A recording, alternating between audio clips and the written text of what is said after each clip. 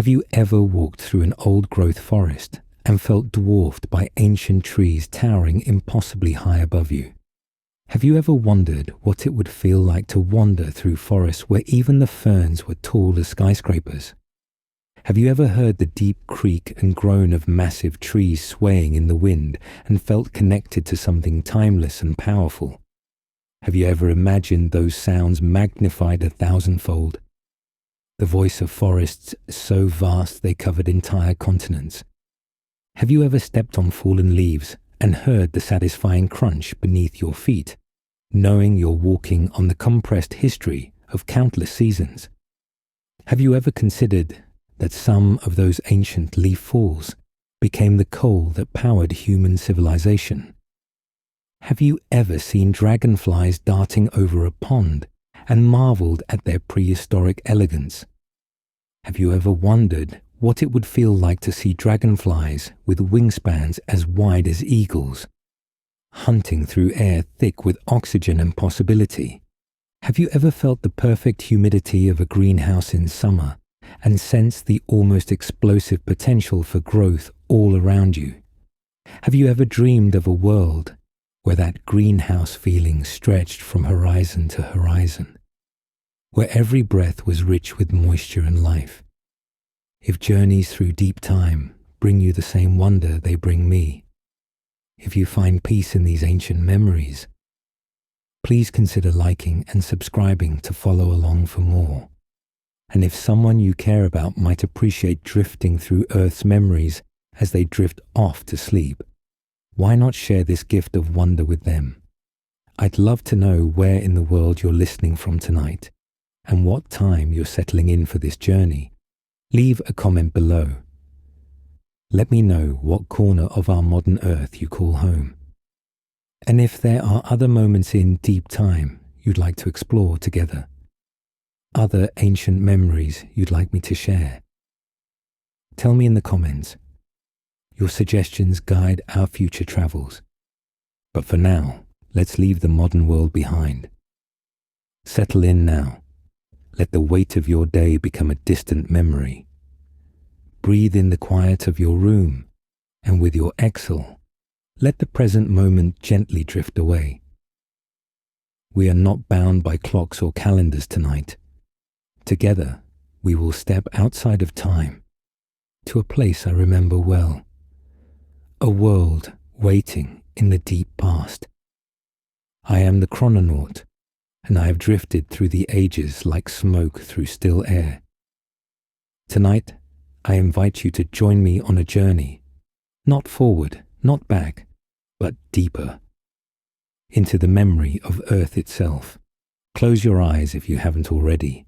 Feel yourself becoming lighter, untethered from this moment, ready to slip between the seconds and find yourself in a time before time was counted.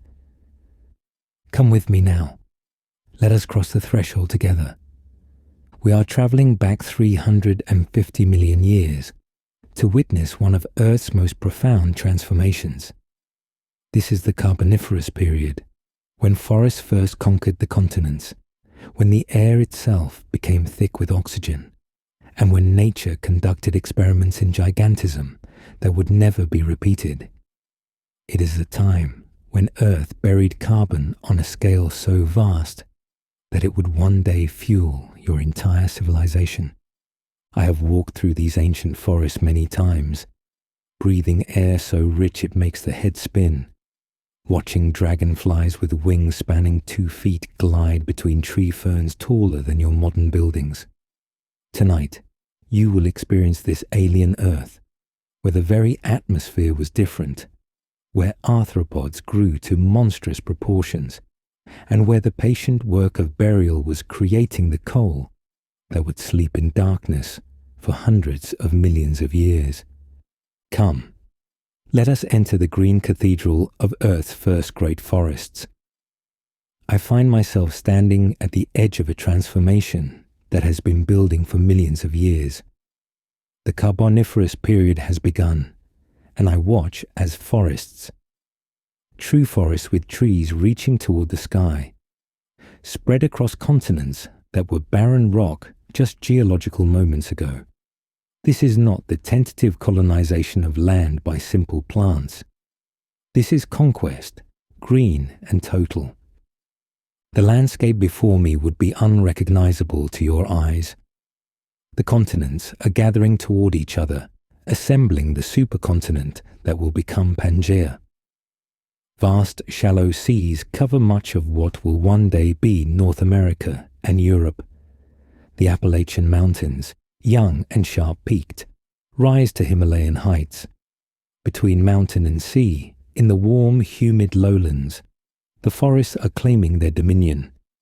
I move through air that feels different in my lungs, thicker, richer, almost intoxicating. The oxygen content is approaching 35%, compared to the 21% you breathe. Every breath brings more energy, more vitality. It's an atmosphere that will enable life to experiment with size and metabolic intensity in ways impossible in your oxygen-poorer world. The trees that surround me are not like any in your forests. These are lycophytes, scale trees, rising 100 feet or more on trunks covered in diamond-patterned bark. Each diamond is a leaf scar, marking where photosynthetic structures once grew directly from the trunk.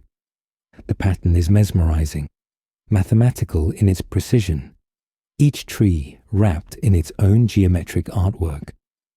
I place my hand against one of these trunks, feeling the texture beneath my fingers. The bark is not true bark as you know it, but a layer of reinforced outer tissue that provides structure. These trees are hollow inside, or filled with soft pith. They achieve their great height not through solid wood, but through clever engineering. Tubes within tubes, like architectural columns, designed by nature's first engineers. Let me trace the intricate geometry beneath my palm with reverent attention. Each diamond-shaped scar measures perhaps 2 inches across at its widest point, tapering to sharp angles that interlock with perfect precision. The surface feels almost ceramic in its smoothness, yet warm from the filtered sunlight. As my fingertips explore the edges where one diamond meets another, I discover tiny ridges and channels that once carried water and nutrients to the departed leaves. The mathematics of this pattern holds me entranced. Each diamond represents a single photosynthetic organ that lived for perhaps a season or two before dropping away, leaving this permanent record of its existence. I count the diamonds on just 1 square foot of trunk. 78 individual scars, each positioned with geometric precision. The trunk I'm touching stretches 120 feet toward the canopy, its surface bearing perhaps 50,000 such scars. 50,000 moments of photosynthesis now recorded only in this living monument. I press my ear against the trunk and listen to its hollow architecture. The sound is unlike any tree you know. A resonant echo that speaks of empty spaces within. Inside this towering column, the structure consists of delicate tissues arranged in radial patterns, like the spokes of an enormous wheel. Water moves through specialized cells in a network of internal plumbing, more complex than any human building. The engineering allows rapid vertical transport across distances that would challenge even modern elevators. The smell that rises from the bark carries chemical signatures unknown in your world. There's the sharp tang of compounds designed to resist fungal attack, the resinous scent of waterproofing substances, and underneath it all, the green chlorophyll smell of active photosynthesis occurring in the bark itself. Unlike modern trees that photosynthesize only in their leaves, these scale trees can capture sunlight along their entire length, turning every inch of trunk into a solar collector. Above me, the canopy is unlike any forest crown you've seen. Instead of broad leaves or needle clusters, The lycophytes bear their photosynthetic organs in neat spirals at their tips. Some look like enormous bottle brushes, others like green clubs raised toward the sky. The overall effect is architectural rather than organic, as if these trees were designed by an alien intelligence rather than evolved by earthly selection. The forest floor tells its own story of conquest. Where once bare rock or thin soil struggled to support simple mosses, now a thick layer of organic matter accumulates. But something strange is happening here. Something that will have profound consequences. The decomposers, the bacteria and fungi that in your time efficiently break down fallen plant matter, cannot keep pace with the rain of organic material from above. I kneel and dig into this accumulating layer, feeling its spongy texture. The lignin that gives these primitive trees their strength is a new invention in Earth's chemistry, and the decomposer organisms have not yet evolved efficient ways to break it down. What falls stays fallen, layer upon layer, year upon year, century upon century. The carbon that these trees pull from the air through photosynthesis is not returning to the atmosphere through decay. It's being buried. My hands sink 6 inches into this carpet of perpetual preservation before encountering anything resembling firm ground. The texture beneath my fingers tells a story of accumulation that spans centuries. At the surface, fresh diamond-patterned scales from the lycophytes mix with the delicate fronds of tree ferns. These newest additions still retain their original colors, deep greens fading to browns, the cellular structure intact enough that I can make out individual veins in the fern leaflets. Dig deeper, and the layers reveal their ages like pages in Earth's diary. 3 inches down, the plant matter has darkened to russet brown, partially compressed, but still recognizable.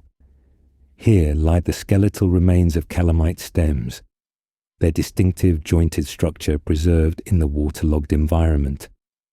Spores from 1,000 species carpet this layer like golden dust, each grain a failed attempt at reproduction, now contributing to the great burial.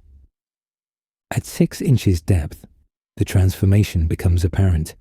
The organic matter has compressed into a dense, black-brown mass that springs back when pressed. This is peat in its earliest stage, and I can feel the chemical changes beginning. The sharp, earthy smell of fresh decay has been replaced by something deeper. The rich, almost sweet aroma of complex organic molecules being reshuffled by anaerobic processes. My fingers come away stained dark, carrying the chemical signature of future coal. I excavate a small pit, revealing a full 12 inches of this remarkable archive. At the bottom, the peat has become clay-like in consistency, black and plastic. When I compress a handful, dark water seeps out, staining my palms with tannins and organic acids. This water carries dissolved carbon compounds that will never reach the sea, never participate in the normal recycling of nutrients. Instead, they're being locked away in chemical forms that the primitive decomposer organisms simply cannot process. The chemistry of this preservation fascinates me beyond words. Lignin, that revolutionary polymer that gives these ancient trees their strength, is proving to be their passport to immortality. In your world, specialized fungi have evolved the enzymes to break down lignin efficiently. But here in the Carboniferous, life has not yet solved this chemical puzzle. The result is a biological traffic jam of extraordinary proportions, organic matter accumulating faster than it can be recycled. I pick up a fragment of compressed plant tissue and examine it closely. What was once the cellular architecture of a lycophyte leaf is now becoming something else entirely. under the pressure of overlying material, the cell walls have collapsed and merged. Water has been squeezed out, concentrating the carbon content. Chemical bonds are reforming as the organic molecules undergo slow, pressure-driven transformations. This is the beginning of metamorphosis. Life becoming rock, becoming future energy. The sound of this forest is a symphony of growth and persistence. I hear the creaking of hollow trunks swaying in the humid breeze, the splash of moisture dripping from the canopy, the rustle of fallen scales and branches adding to the growing carpet below. But there are sounds missing too. No bird songs, for birds have not yet evolved. No mammalian chatter or movement. The vertebrate conquest of land is still tentative, limited mostly to amphibians that must return to water to breed. Instead, the forest resonates with the sounds of arthropods. A rustling in the undergrowth might be a millipede the length of my arm, munching through fallen plant matter. A whirring overhead could be a primitive dragonfly, still called a griffinfly by your scientists, its wings catching the thick air with powerful strokes. The arthropods have found in this oxygen-rich atmosphere the key to gigantism. Their passive breathing systems no longer limiting their size. I follow a small stream through the forest, its water stained brown with tannins from the accumulated plant matter. The stream moves slowly, laden with organic material, carrying the chemical signature of the forest toward the sea. Along its banks, I see the pioneers of a new kind of plant. The first seed ferns, their fronds delicate and lace-like compared to the architectural lycophytes. These seed ferns represent an innovation as profound as any in the history of life. No longer dependent on water for reproduction, they can colonize drier ground away from the swamps. I watch as wind catches their seeds, actual seeds, not just spores, and carries them to new territory. Each seed is a package of potential, carrying nutrients for the developing plant, protected by a coat that can survive desiccation, its reproduction unshackled from the tyranny of moisture. The diversity of plant life exploding across the Carboniferous landscape staggers me even after many visits. Here, a grove of chordates, early conifers with strap-like leaves, creates a different kind of forest. Their wood is true wood, with annual rings recording years of growth. They tower 80 feet high, their straight trunks reaching for light with an efficiency the hollow lycophytes can't match. I climb one of these chordates, feeling the solid wood beneath me, so different from the hollow tubes of the scale trees. From this height, I can see the forest stretching to the horizon in every direction. It's a green blanket thrown across continents, interrupted only by rivers, lakes, and the occasional rocky outcrop too harsh for even these pioneer plants to colonize. The view reveals the pattern of this conquest. Along rivers and in lowlands, the lycophyte forests dominate, their need for abundant water keeping them tied to wet areas. On slightly higher ground, forests of tree ferns create a different texture, their fronds catching light in patterns that shift with every breeze. Higher still, on well-drained soils, the seed plants are establishing their own communities, freed from the need for standing water. Each forest type creates its own microclimate. The lycophyte swamps are hot and humid, the air thick with moisture evaporating from standing water and transpiring from millions of scale-covered trunks. The fern forests are cooler, their layered fronds creating deep shade. The seed plant forests on higher ground experience greater temperature variation, their environment more like the forest you know. But everywhere, the burial continues. I return to ground level and examine a spot where a giant lycophyte has recently fallen. Its 100-foot length lies across the forest floor, slowly being covered by its fellows' drop scales and branches. In your world, such a tree would be recycled within decades, its carbon returned to the atmosphere. Here, it will be entombed, compressed, eventually transformed into coal. The mathematics of this burial are staggering. Each year, the Carboniferous forests pull billions of tons of carbon dioxide from the atmosphere and lock it into plant tissue. Most of that carbon, instead of returning to the air through decomposition, is sequestered in accumulating layers of peat.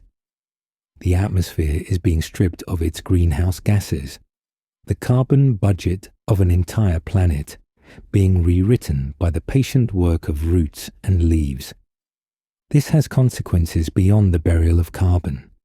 With less carbon dioxide in the atmosphere, the greenhouse effect weakens. The planet begins to cool, particularly at the poles. Ice sheets that will eventually trigger the Permian glaciation are beginning to form, though they're still millions of years in the future. The forests, in their very success, are engineering a cooler planet. But for now, in the heart of the Carboniferous, the world is warm and humid, perfect for the green conquest to continue. I watch as spores released from a lycophyte cone drift on the breeze, each one a potential new tree, where they land in suitable spots, and suitable spots are everywhere in this wet world. New trees will rise. The conquest is exponential, each tree producing millions of spores, each successful spore becoming a tree that produces millions more.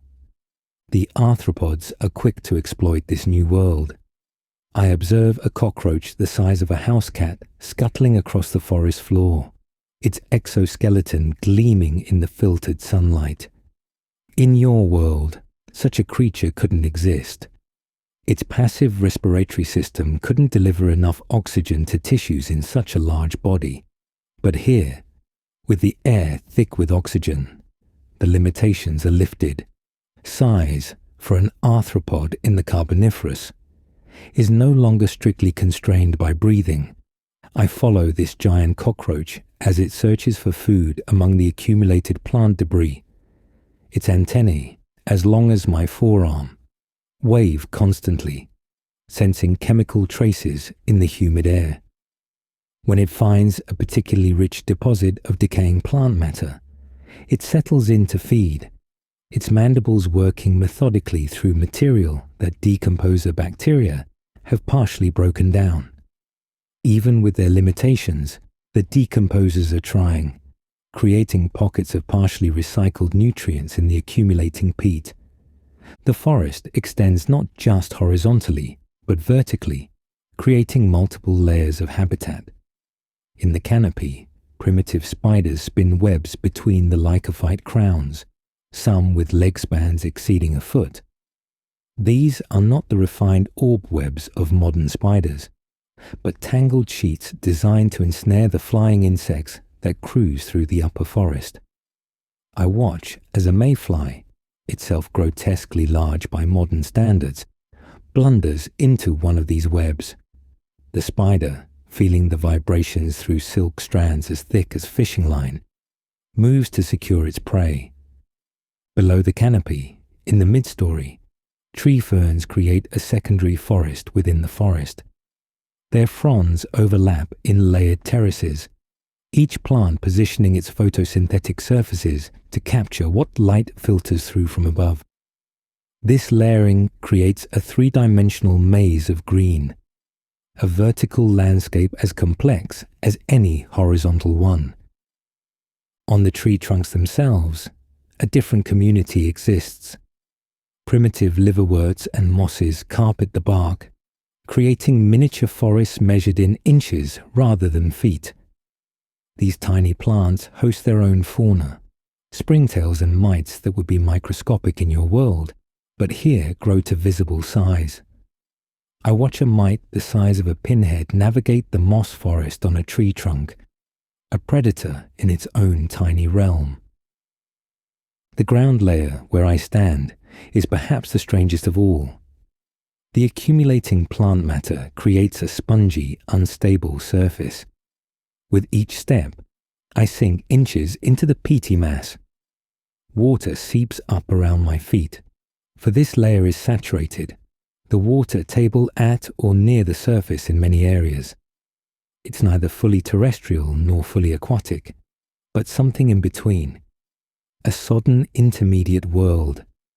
In this waterlogged substrate, amphibians thrive.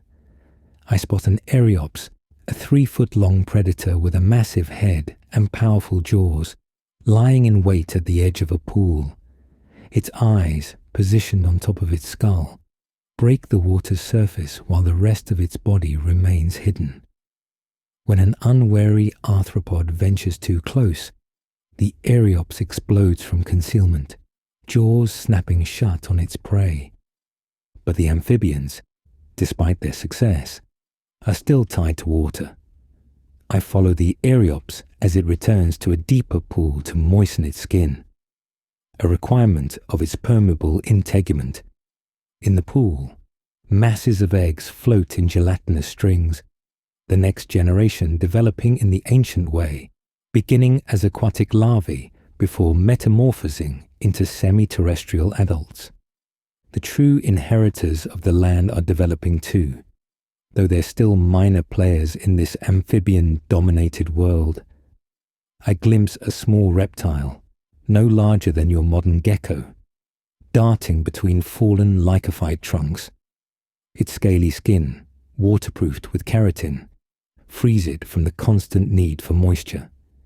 Its amniotic eggs, with their protective shells and internal water supply, can be laid far from standing water.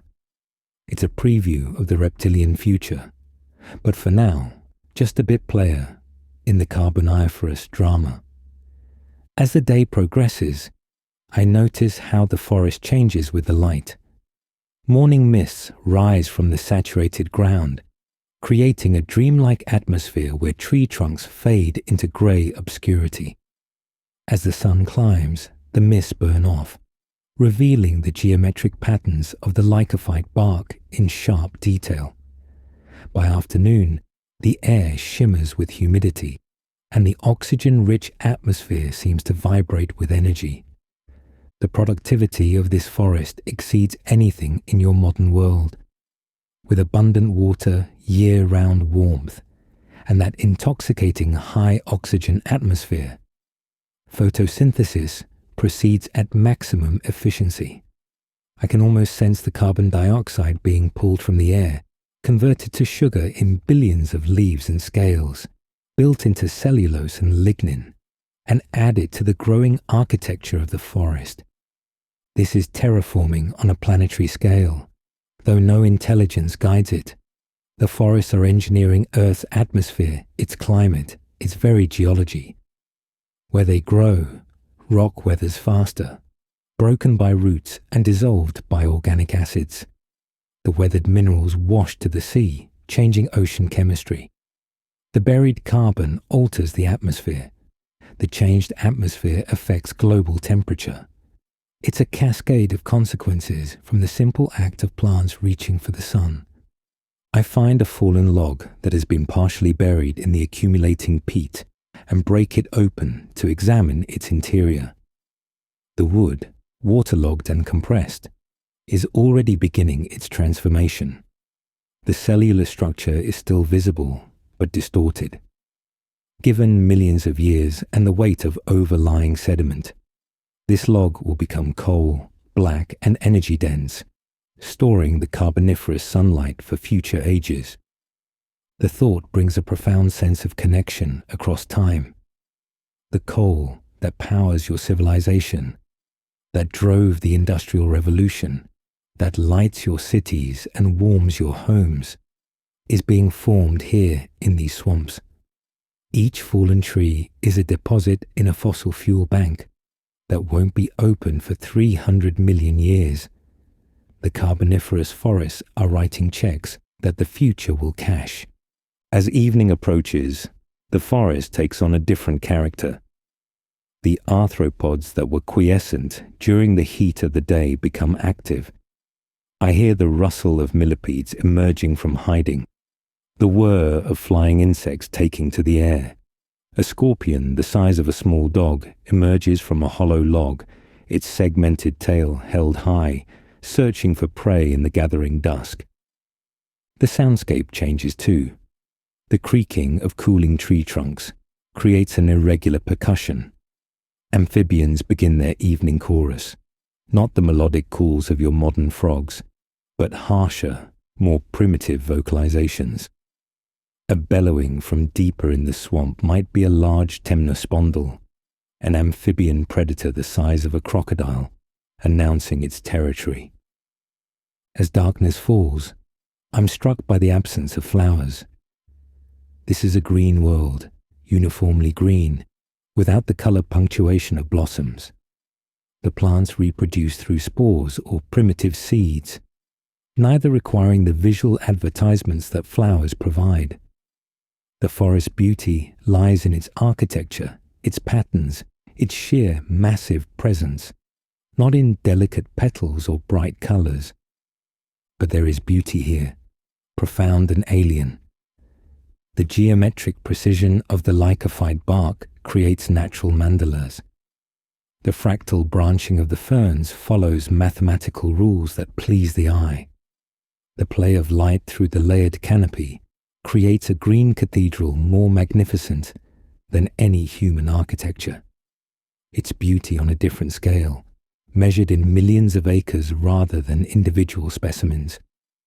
Night in the Carboniferous forest is absolute, without a moon as bright as yours, for the moon has receded farther from Earth by this time, and with the thick canopy blocking starlight, the darkness is total. I can hear the forest around me but see nothing. The sounds create a map in my mind. Rustling there marks a foraging arthropod. Splashing there indicates an amphibian entering water. Creaking there suggests a tree swaying in a breeze I cannot feel at ground level. In this darkness, the patient work of carbon burial continues. Leaves fall unseen, adding incrementally to the growing peat. Roots probe deeper into the substrate, secreting acids that weather rock and liberate nutrients. Decomposers work at their limited capacity, recycling what they can, while being overwhelmed by the sheer volume of organic production. The forest is a carbon pump running full speed, and nothing can stop it. I settle against a lycophyte trunk, feeling its diamond patterns against my back, and contemplate the magnitude of what I'm witnessing. This is one of the great transformations in Earth's history, comparable to the oxygenation of the atmosphere or the emergence of life itself. The greening of the continents changes everything. Climate, atmosphere, ocean chemistry, the trajectory of evolution itself. The Carboniferous forests are creating possibilities that didn't exist before. The oxygen-rich atmosphere enables new metabolic strategies. The three-dimensional structure of the forest provides countless ecological niches. The buried carbon will eventually provide the energy for human civilization to industrialize. Even the cooling climate caused by carbon dioxide drawdown will drive evolution in new directions. As I prepare to explore deeper into this green world, I'm filled with awe at life's transformative power. From simple beginnings, spores cast on barren rock, the plants have built an empire that spans continents. They've rewritten the rules of Earth's surface, creating soil where none existed, moderating climate, engineering atmosphere. The green conquest is complete, and the world will never be the same. Let me pause now in our exploration to follow a single story. The biography of one lepidodendron tree, whose life will span more than a century, and whose death will sleep in darkness for 300 million years.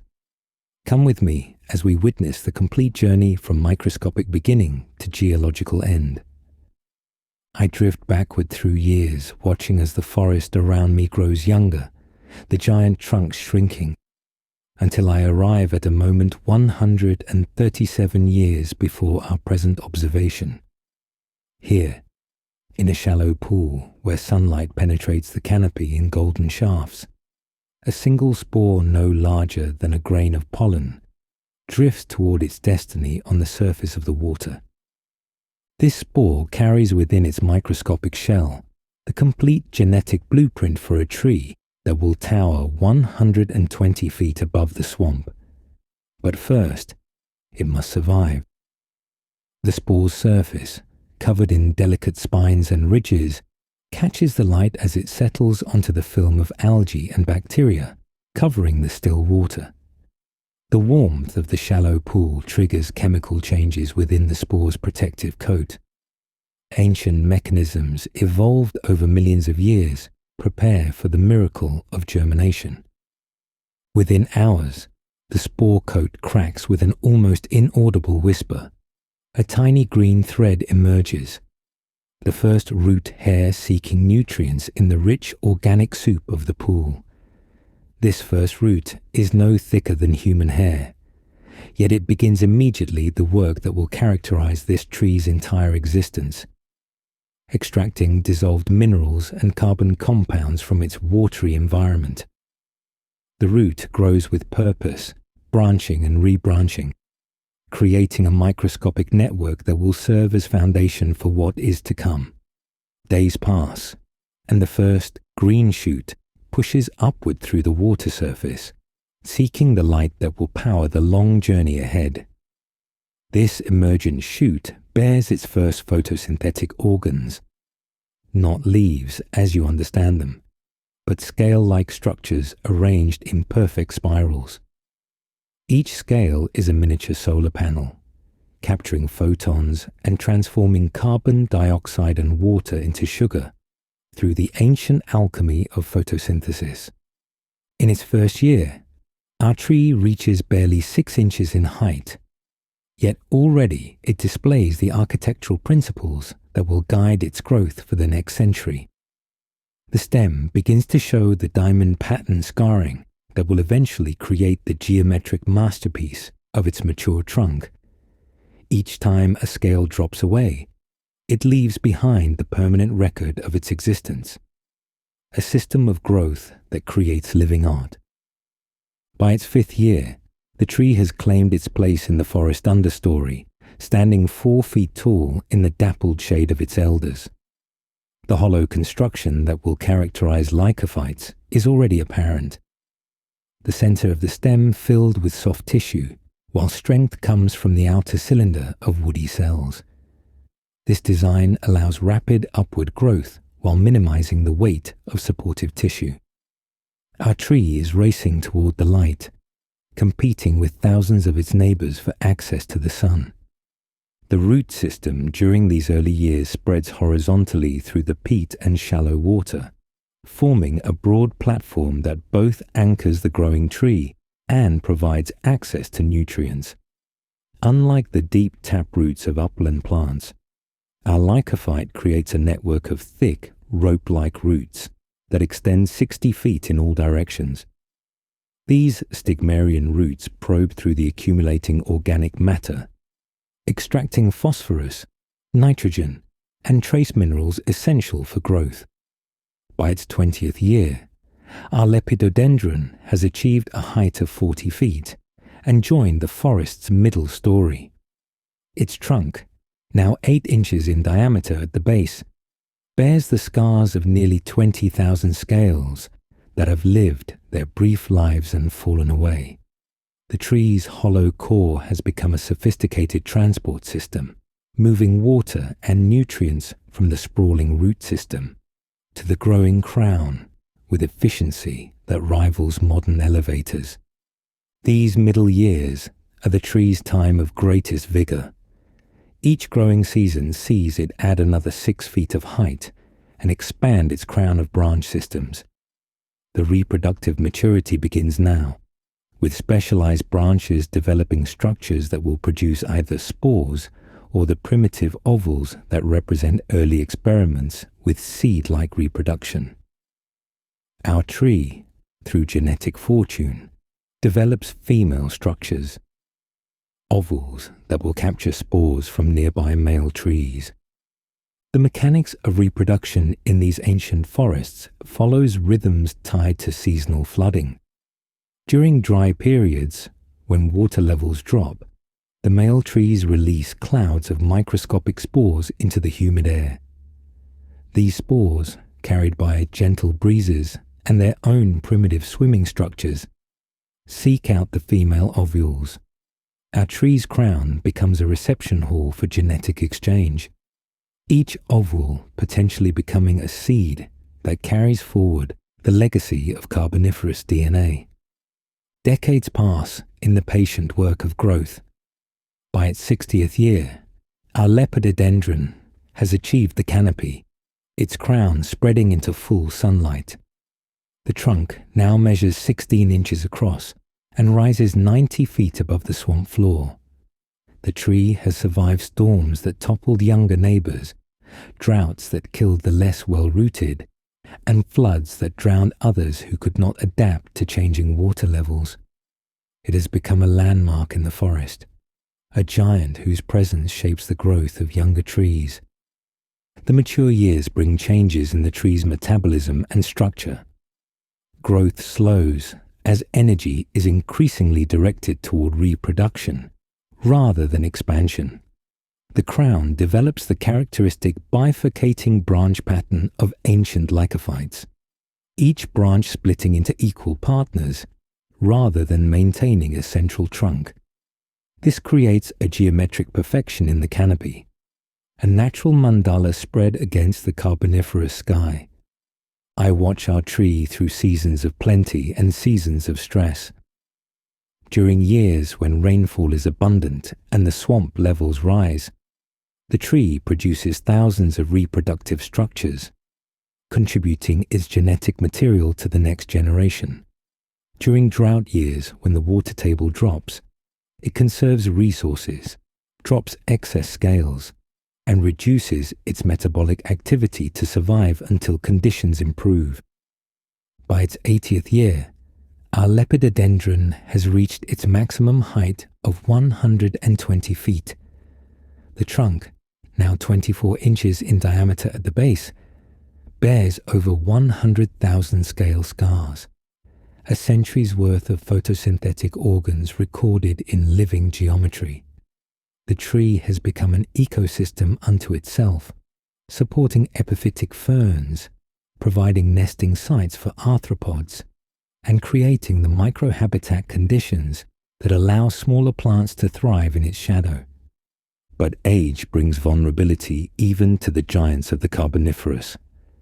The hollow construction that allowed rapid growth now creates structural weaknesses. The root system, spread wide rather than deep, provides less stability as the tree reaches its maximum height. Storm winds that once bent the flexible trunk now create dangerous stresses. The first signs of decline appear. Sections of the crown dying back. The geometric perfection of the branch patterns becoming irregular. In its 120th year, our tree faces its final season. A storm system moving across the continent brings winds and flooding that test every structure in the forest. I watch as our ancient giant sways in the gusting wind, its hollow trunk flexing beyond its limits. The sound builds from a creaking groan to a sharp crack as the trunk fails at a point 80 feet above the ground. In a moment that seems to last forever, the crown begins its final descent toward the forest floor. The fall is not violent but graceful, almost choreographed. The geometric branches catch on neighboring trees, slowing the descent, distributing the impact. When our lepidodendron finally comes to rest, it lies across 40 feet of forest floor, its trunk bridging a small channel in the swamp. The sound of its fall echoes briefly through the forest, then silence returns as if nothing remarkable has occurred. But something remarkable is beginning. Within days, the fallen giant becomes a nursery for new life. Spores of ferns and mosses, always present in the humid air, germinate on the diamond-patterned bark. Arthropods find shelter in the crevices between trunk and ground. The tree that lived by capturing sunlight now provides structure for others to reach toward the light. More importantly, the burial begins almost immediately. The swamp's constant sedimentation process covers the lower portions of the trunk with fine mud and organic debris. The trunk's position across the water channel creates a natural dam, slowing water flow and increasing deposition. Within months, half the trunk is buried. Within years, only the highest portions remain visible above the accumulating peat. I follow our tree's transformation through decades of burial. The waterlogged conditions prevent normal decay. Instead of rotting away, the wood undergoes chemical changes as anaerobic bacteria work slowly on the more accessible compounds. The lignin that gave the tree its strength in life now preserves its form in death. The hollow interior fills with sediment, creating a perfect mold of the tree's internal architecture. Centuries pass in the darkness of burial. The pressure of overlying sediments compresses the tree's tissues. Water is squeezed out, concentrating the carbon content. The original woody structure becomes increasingly hard to distinguish as the tree transitions through the stages of coalification. First peat, then lignite, gradually approaching the black hardness of bituminous coal. Through millions of years of geological time, our tree continues its transformation. The swamp where it lived is buried beneath layers of sediment. The climate changes, ice ages come and go, continents drift across the globe. Still, the carbon that our lepidodendron captured from the Carboniferous atmosphere remains locked in stone, waiting for the moment when it will return to the air that gave it birth. When humans finally discover the coal seam that contains our tree, they will burn it in steam engines and power plants, releasing the stored energy as light and heat. The carbon atoms that participated in photosynthesis in an ancient swamp will rejoin the atmosphere as carbon dioxide, completing a cycle that spans 300 million years. The Carboniferous sunlight captured by our tree will briefly shine again as electric light, then disperse forever as heat into space. This is the biography of deep time, a single tree whose century of life becomes a moment in geology, whose death becomes fuel for distant civilizations, whose very atoms participate in the grand cycles that connect the deepest past to the farthest future. Let me take you deeper into these primordial forests, to witness the swamp worlds where such burials reach their peak. I make my way deeper into the lowlands where the true coal swamps flourish. Here, where rivers meet the sea, where the water table lies at or above the surface year-round, the lycophyte forests reach their fullest expression. This is not merely a wet forest. It's a flooded world where the distinction between land and water dissolves into something altogether different. The ground beneath me is no longer ground in any meaningful sense. It's a floating mat of vegetation, a raft of interwoven roots and fallen plant matter that undulates with each step. Below this living platform, water extends down to mineral soil that might be feet or even yards below. I'm walking on a carpet suspended over an abyss of tea-colored water. The trees here grow differently than on firmer ground. Their roots spread horizontally, creating platforms that interweave with neighboring trees' roots. Some lycophytes send down specialized roots called stigmarian systems, branching networks that both anchor the tree and extract nutrients from the waterlogged peat. I can see these root systems where erosion has exposed them, looking like underground rivers frozen in wood. The scale trees dominate completely here. Lepidodendron rises 130 feet, its trunk 4 feet in diameter at the base, tapering to a crown of bifurcating branches. Each branch ends in a cone-like structure, bearing either spores or the primitive seeds these plants have evolved. The geometric perfection of their bark pattern seems almost manufactured, as if these trees were printed rather than grown. I wade into deeper water between the trees, feeling the soft peat beneath my feet compress and release bubbles of gas. These bubbles carry methane and other products of anaerobic decomposition, for in the oxygen-poor water and saturated peat, different chemistry rules apply.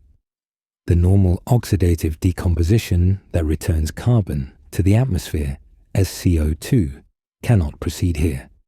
Instead, anaerobic bacteria partially break down the plant matter, releasing methane that bubbles up through the swamp.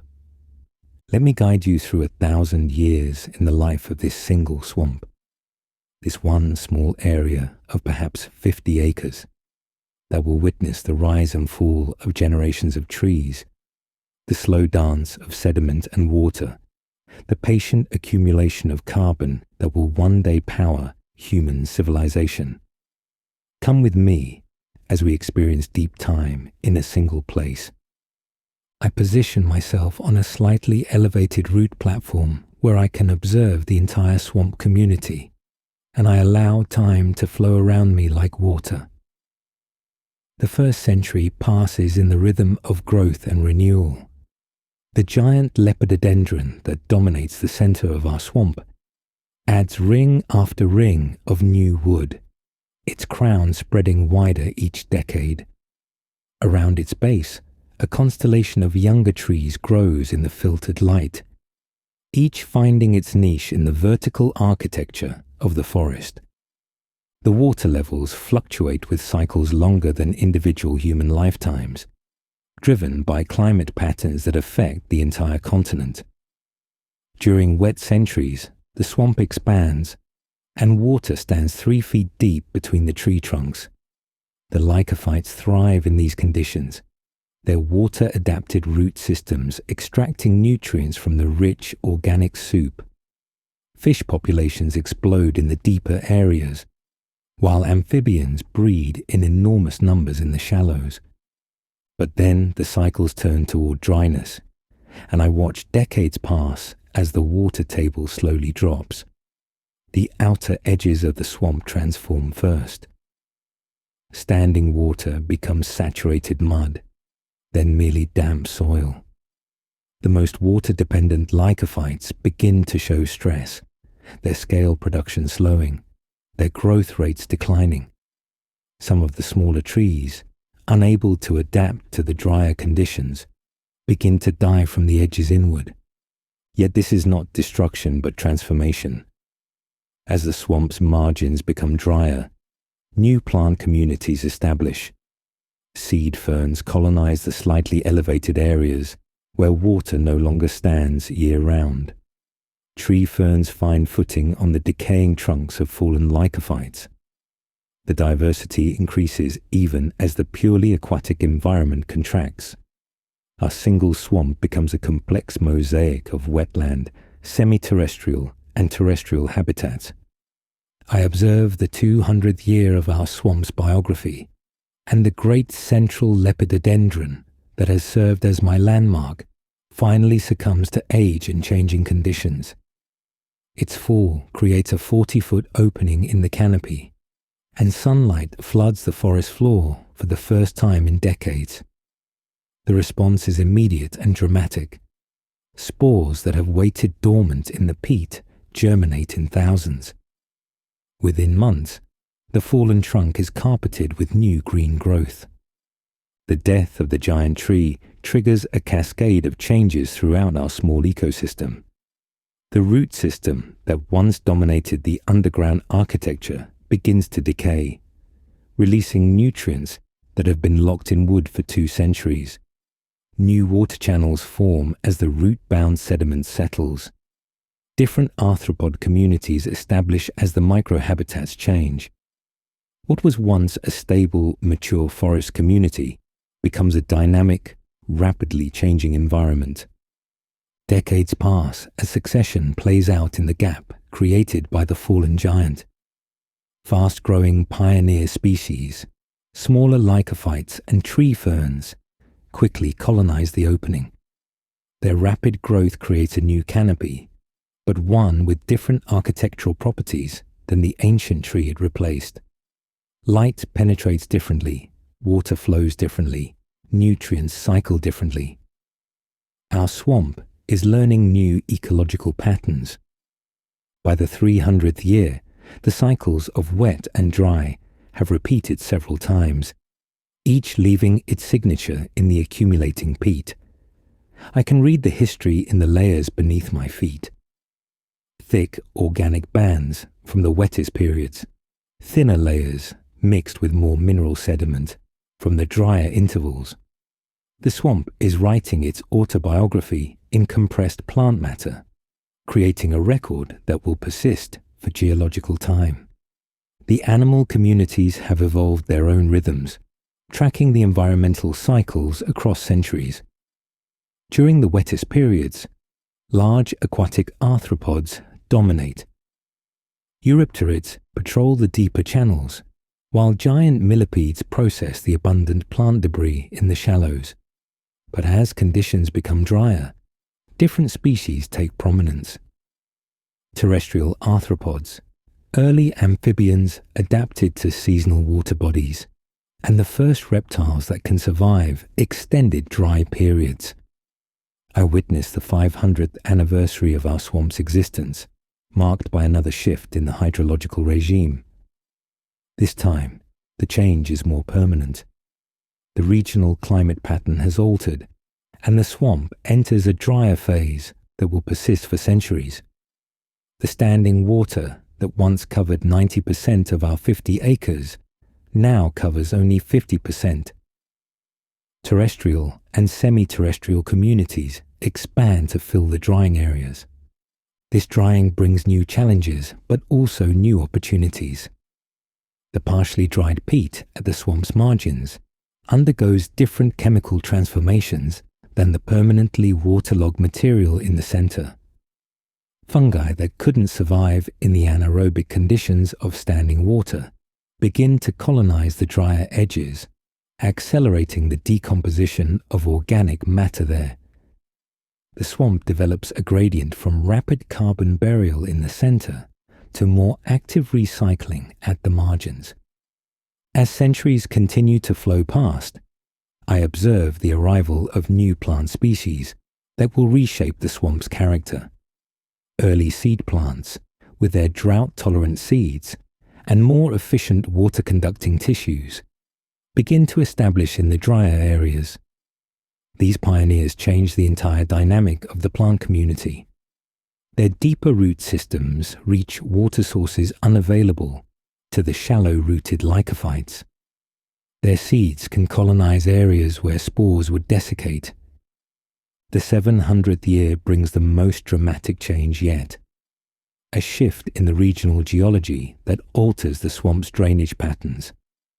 A river channel shifts course during a massive flood, and new water begins flowing through our swamp from a different direction. The change in water chemistry, different mineral content, different pH, different nutrient ratios, creates stress for the established plant communities while opening opportunities for newcomers. I watch as this geological event triggers an ecological revolution in miniature. Plants adapted to the previous water chemistry struggle or die, while others that had been marginal suddenly thrive. The spatial patterns of vegetation change as new flow patterns create different microenvironments. Areas that were stagnant backwaters become flowing channels. Former channels become quiet pools. Each change cascades through the food web, affecting every organism from bacteria to the largest predatory amphibians. The slow transformation continues through the 8th and 9th centuries. Our swamp community becomes increasingly dominated by seed plants and early conifers. while the lycophytes retreat to the wettest refugia. The overall biomass remains high, but its composition changes dramatically. The towering scale trees that once defined the canopy are replaced by shorter but more diverse plant communities. The vertical structure becomes more complex, with multiple canopy layers and a richer understory. As the 1000th year of our swamp's existence approaches, I can see the endpoint of this long transformation. What began as a lycophyte-dominated wetland has become a mixed forest with both aquatic and terrestrial components. The permanent standing water now covers only 20% of the original area, but that water supports a rich community of aquatic plants and animals. The former swamp margins have become true forest, with deep soils and diverse plant communities. Yet through all these changes, the fundamental process continues. Carbon burial. The peat layers beneath our swamp now reach depths of 40 feet, representing 1,000 years of accumulated organic matter. Some layers record the lycophyte-dominated periods with their distinctive scale and bark fragments. Others preserve the mixed communities of the transition periods. The most recent layers contain the first seeds and early conifer remains, marking the arrival of modern plant reproductive strategies. I examine this 1,000-year archive of organic matter, feeling the weight of deep time compressed into layers I can touch with my hands. Each inch represents roughly 25 years of growth, death, and burial.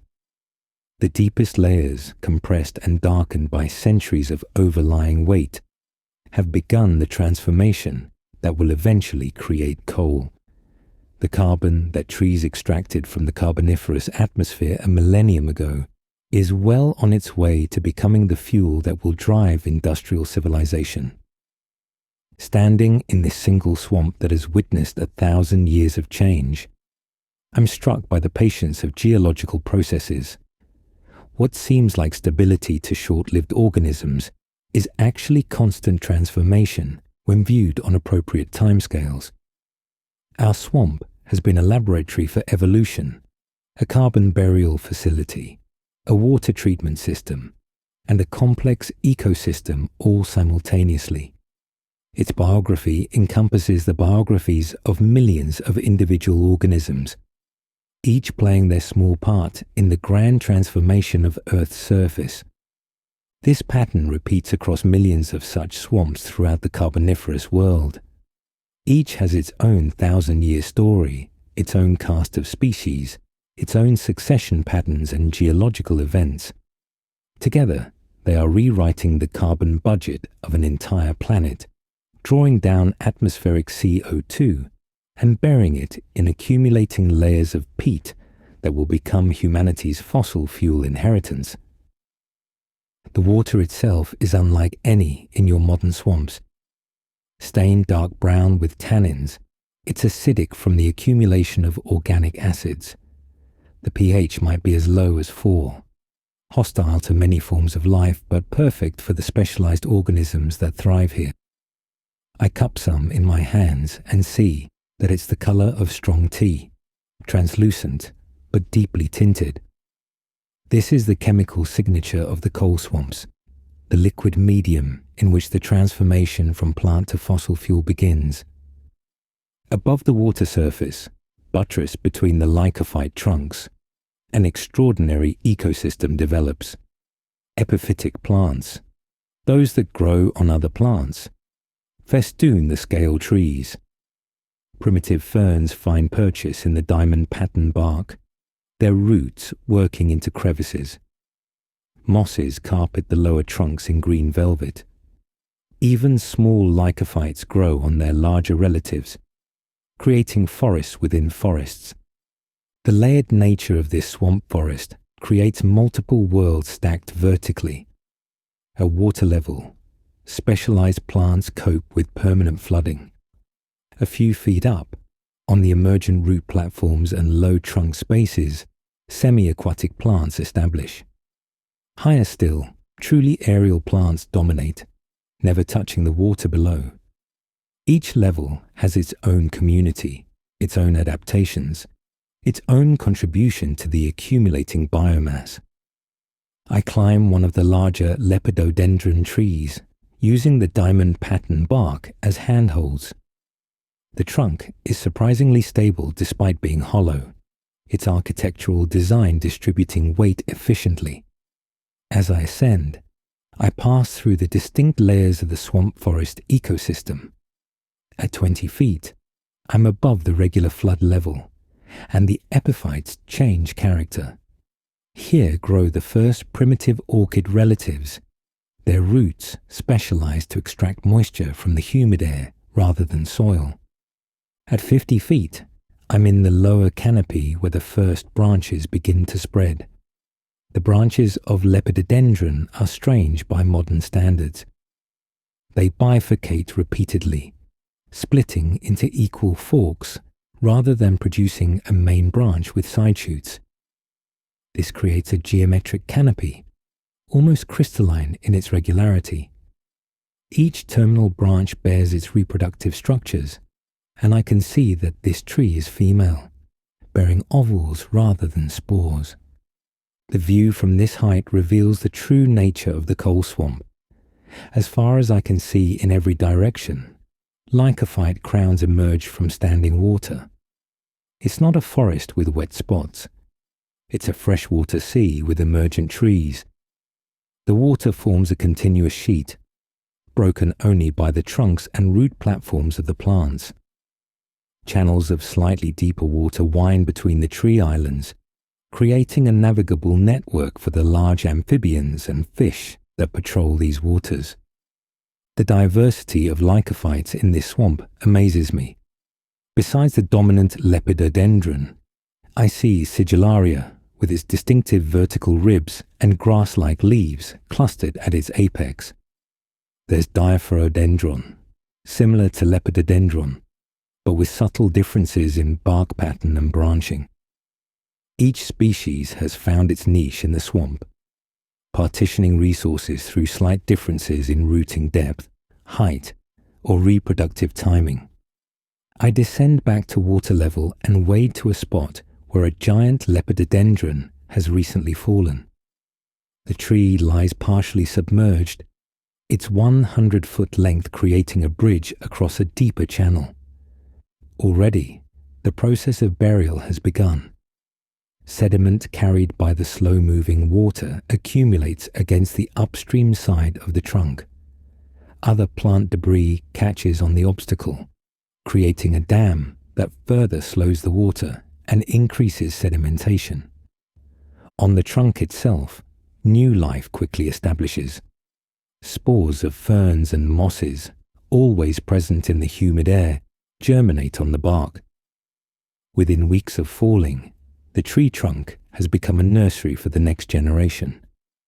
But unlike in your forests, where nurse logs eventually decay completely, this trunk will be buried long before decomposition can recycle its carbon. The coal forming here is not just from leaves and small debris. Entire trees, complete with their carbon-rich trunks, are being entombed. The fauna of the coal swamps has adapted to this amphibious world. I spot a Meganeura, one of the giant dragonfly relatives, perched on a protruding root. Its wings, spanning over 2 feet, glitter with iridescence.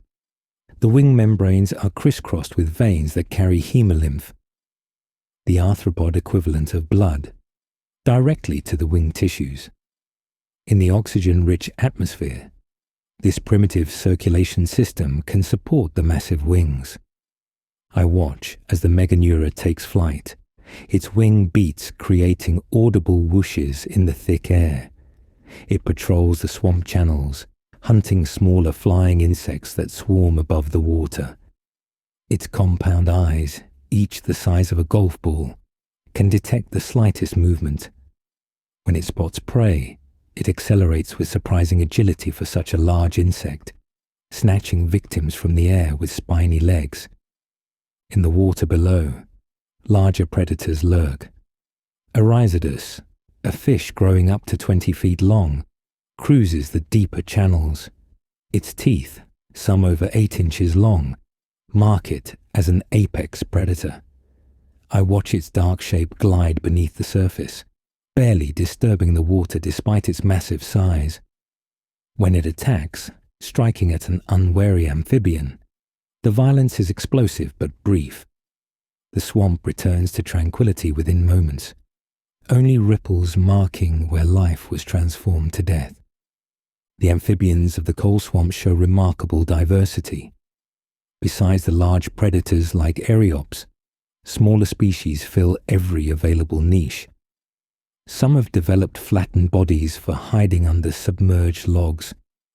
Others have elongated forms for navigating through root tangles. I observe one species with enlarged hands bearing webbing between elongated fingers, an early experiment in the swimming adaptations that modern frogs would perfect.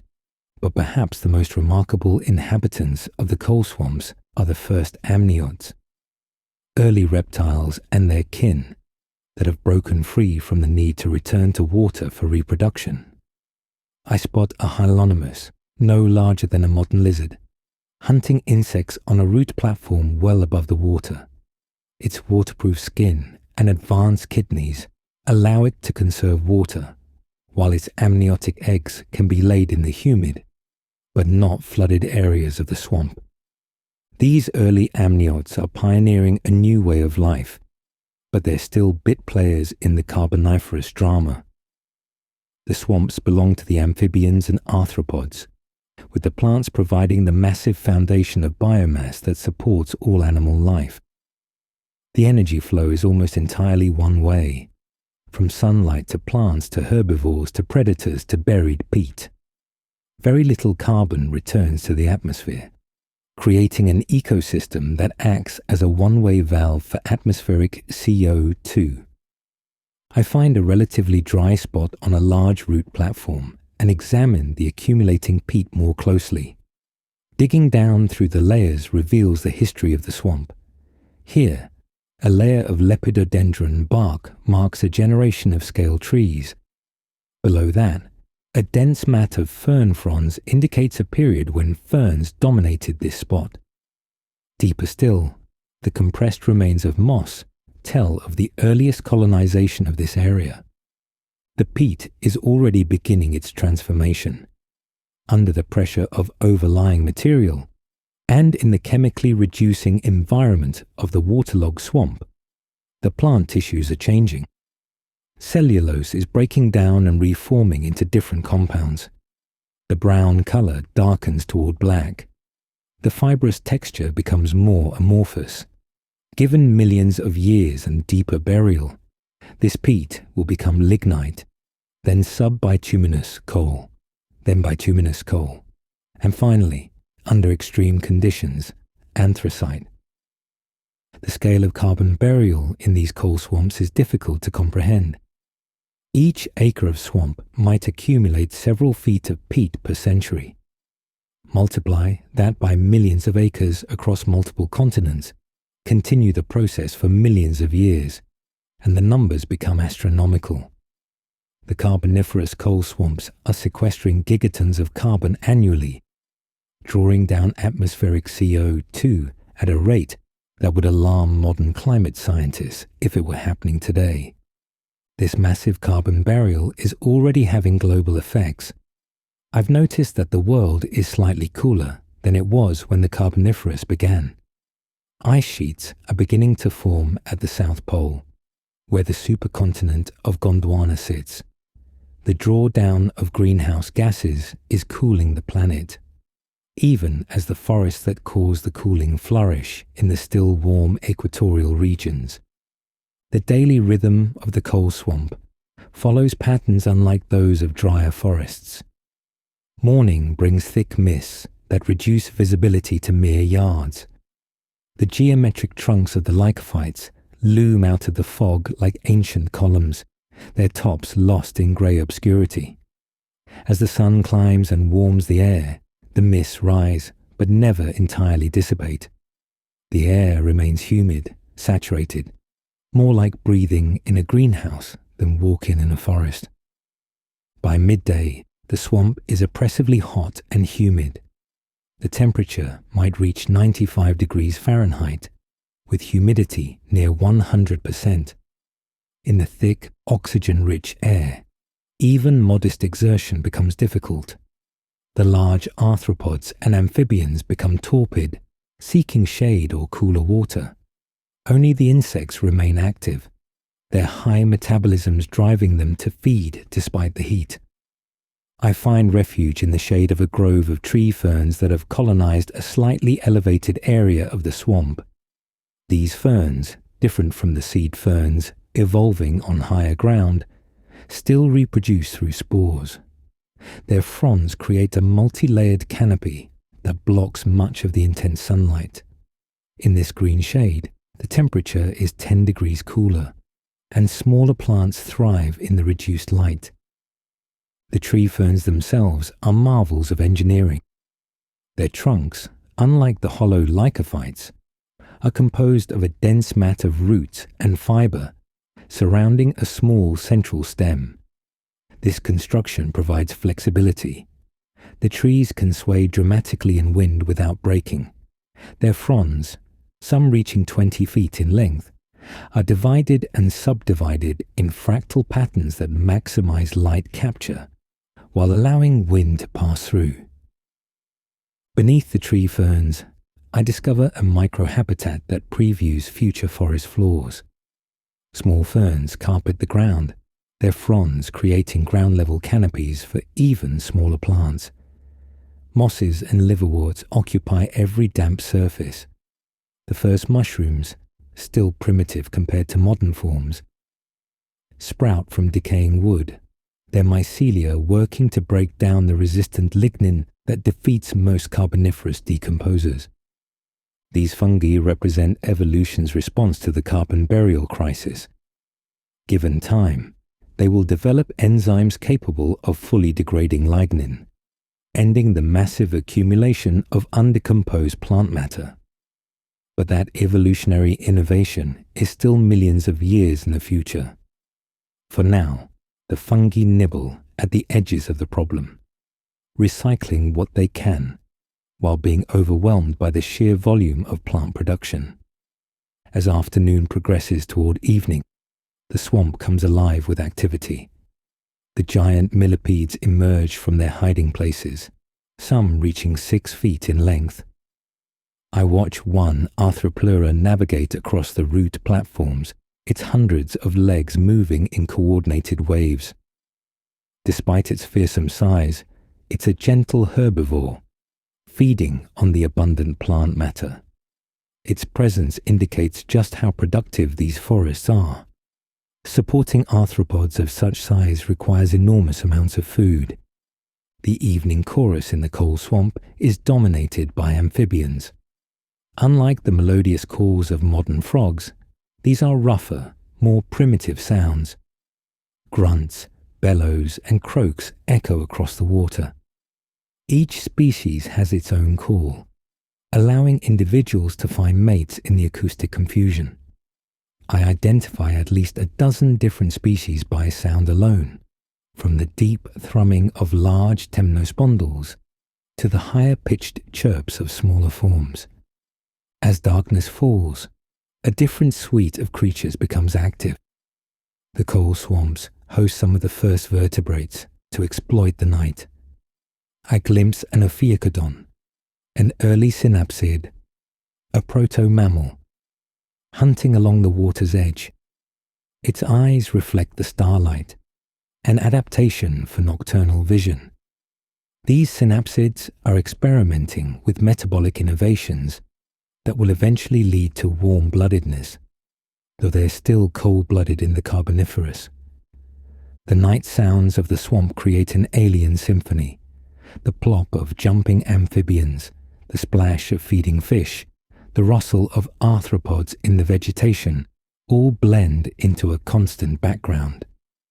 Occasionally, a louder disturbance, a large predator making a kill or a giant tree finally succumbing to gravity, punctuates the ambient noise. But always, the swamp returns to its baseline of organic sounds, the noise of life proliferating in every available space. In the darkness, I'm acutely aware of the chemical processes happening all around me. In the oxygen-poor water and saturated peat, anaerobic bacteria produce methane, hydrogen sulfide, and other gases. The smell is complex, part rotting vegetation, part swamp gas, part the green smell of vigorous photosynthesis still lingering from the day. It's the smell of carbon being locked away, of ancient sunlight being banked for the future.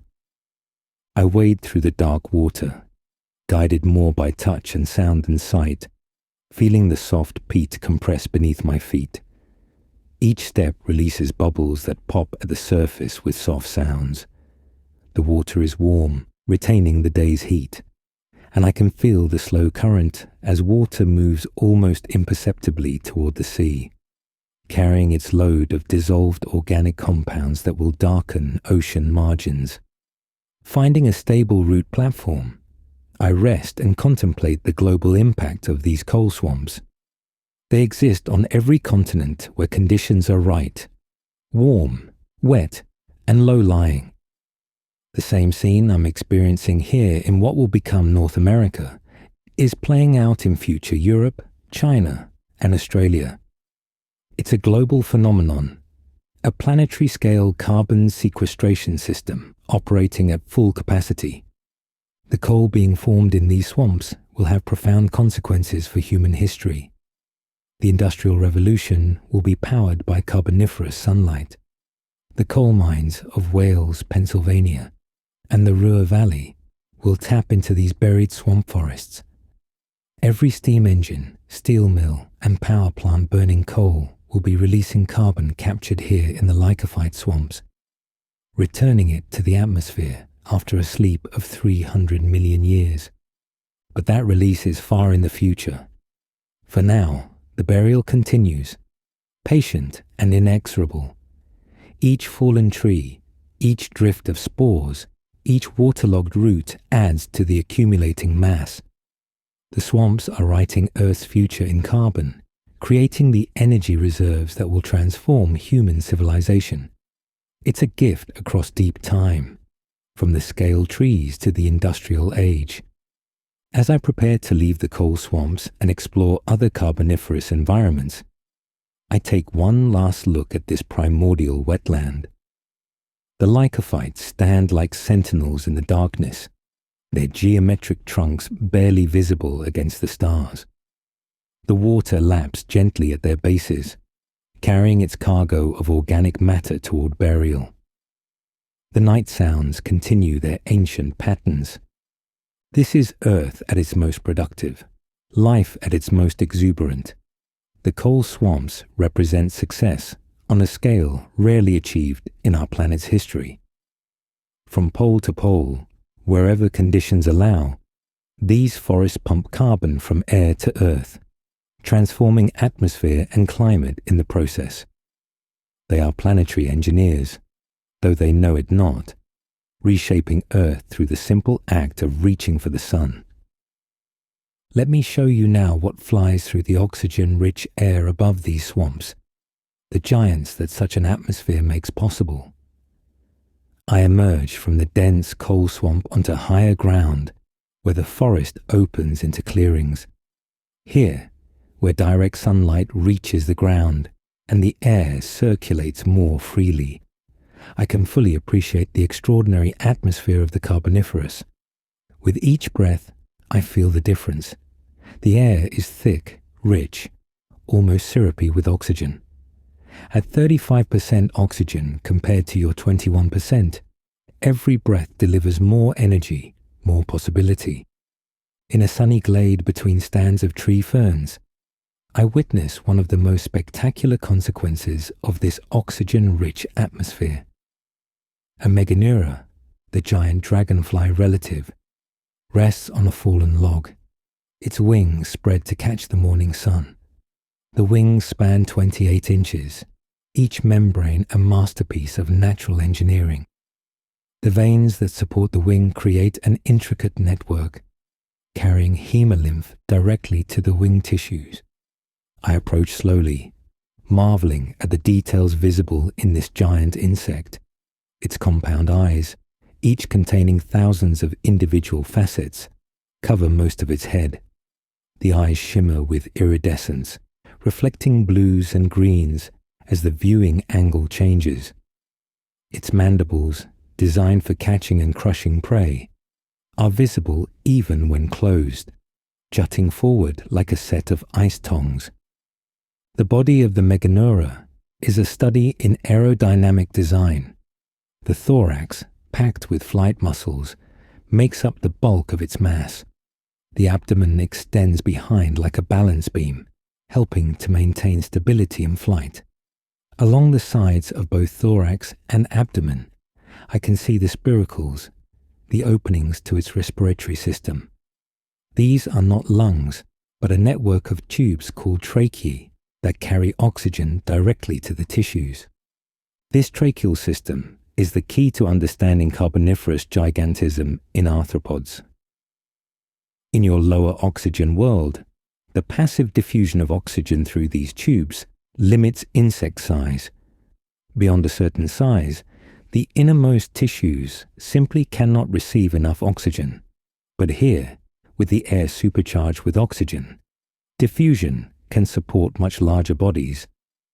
The Meganeura is pushing the physical limits of what an insect body plan can achieve. As the sun warms its flight muscles, the Meganeura begins to vibrate its wings, preparing for takeoff. The sound builds from a low hum to a deep thrumming that I can feel in my chest. Then, with a sound like tearing canvas, it launches into the air. The downdraft from its wings stirs the leaf litter, and I watch it climb rapidly, those massive wings beating in figure-8 patterns that generate both lift and thrust. In flight, the Meganeura is transformed from an awkward resting insect into an aerial predator of terrifying efficiency. It patrols the forest edges, hunting other flying insects. Its flight is not the darting, unpredictable movement of modern dragonflies, but something more deliberate, more massive. It turns by banking like an airplane, its large mass giving it momentum that smaller insects lack. I watch it hunt, targeting a flying cockroach the size of a small bird. The chase is brief but spectacular. The Meganeura's superior vision allows it to predict its prey's movement, and it intercepts rather than chases.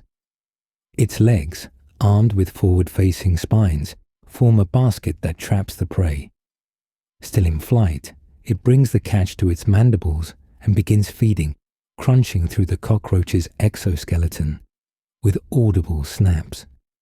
But the Meganeura is far from the only giant in these Carboniferous skies. I spot a Mesotheros, an early relative of mayflies, with wings spanning over a foot. Unlike its descendant mayflies, which live only days as adults, this ancient form has functional mouthparts and feeds actively. It flutters past, with a flight pattern very different from the Meganeura. Slower, more erratic, its broader wings designed for maneuverability rather than speed. On a tree trunk, I discover one of the most fearsome arthropods of this era, a Pulmonoscorpius, a scorpion that has grown to nearly 3 feet in length. Its pincers, each the size of my hand, are held ready to grasp prey. Its tail, tipped with a stinger the size of a railroad spike, curves over its back. This is a scorpion that could take prey as large as the early reptiles, injecting venom through that massive stinger. What's particularly interesting about this giant scorpion is that it represents a different solution to the breathing problem. While spiders and insects use tracheal systems, scorpions have book lungs, folded respiratory surfaces that work more like gills in air. In the high oxygen atmosphere, these book lungs can support a much larger body than would be possible in your time. I follow the scorpion as it hunts. moving with surprising grace for such a large arthropod. It uses its pincers to probe crevices in the bark, searching for hidden prey. When it detects movement, it strikes with shocking speed, the pincers grabbing while the tail whips forward to deliver venom. I watch it subdue a primitive spider nearly a foot across.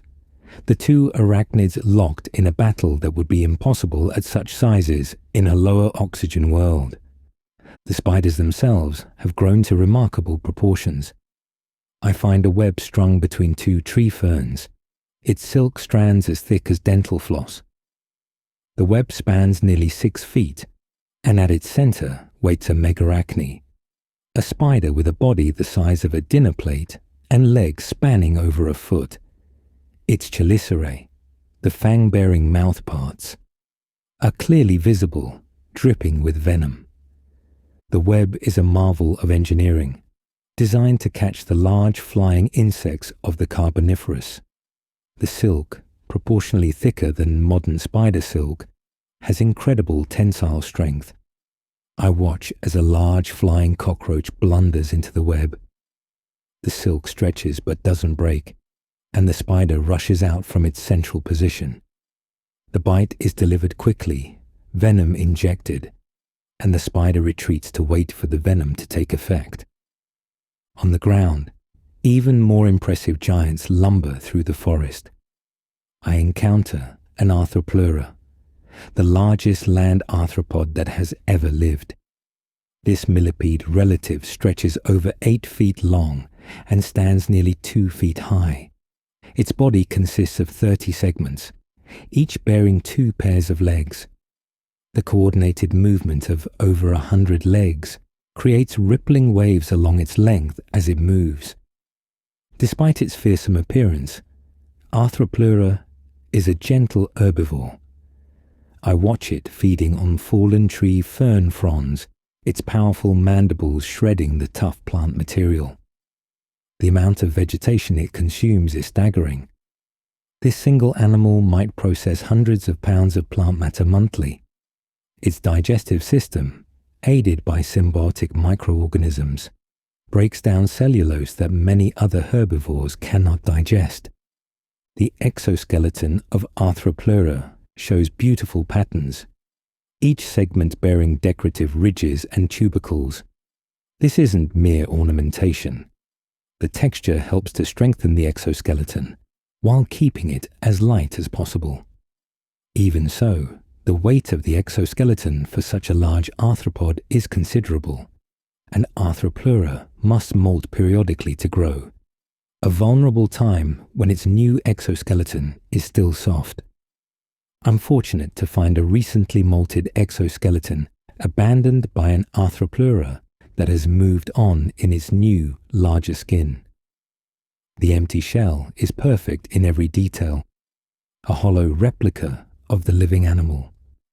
I can see the split along the back where the arthropod emerged, and the delicate inner surfaces that were in contact with living tissue. The exoskeleton is already being colonized by smaller arthropods that will help recycle its chitin. In a nearby stream, I discover aquatic giants that rival their terrestrial cousins. A eurypterid, or sea scorpion, patrols the shallows. This one is a smaller freshwater species, only 4 feet long, but its marine relatives can reach 8 feet or more. Its swimming paddles beat rhythmically as it cruises, searching for prey with large compound eyes. The eurypterid is a reminder that gigantism in the Carboniferous isn't limited to air breathers. In water, oxygen is dissolved rather than atmospheric, yet these aquatic arthropods still benefit from the high oxygen conditions. The water holds more dissolved oxygen when in equilibrium with the oxygen-rich atmosphere, supporting larger aquatic arthropods than other periods. I watch the eurypterid hunt, stalking a primitive amphibian. Its technique is patient, approaching slowly, using water plants as cover, until it's within striking range. The attack, when it comes, is explosive. The Eurypterid's grasping appendages shoot forward, seizing the amphibian before it can react. The prey is drawn to the mouth where specialized appendages tear it apart. But not all the giants of the Carboniferous are arthropods. On a basking rock beside the stream, I find a Crassigorinus, an amphibian that has taken a different evolutionary path. Nearly 5 feet long, it has reduced its limbs to tiny appendages while developing a powerful eel-like body. Its jaws, making up a third of its skull length, are filled with sharp teeth designed for gripping struggling prey. The skull of Crassigorinus shows another adaptation to high oxygen conditions. The bones are remarkably thick and dense, possibly to provide neutral buoyancy in water. Its eyes are positioned on top of its skull, allowing it to lie in wait on the bottom while watching for prey above. When I see it strike at a passing fish, the speed is remarkable, the entire body acting as a spring to launch the jaws at prey. As I explore further, I realize that the high oxygen atmosphere affects more than just maximum size. It also influences behavior and ecology.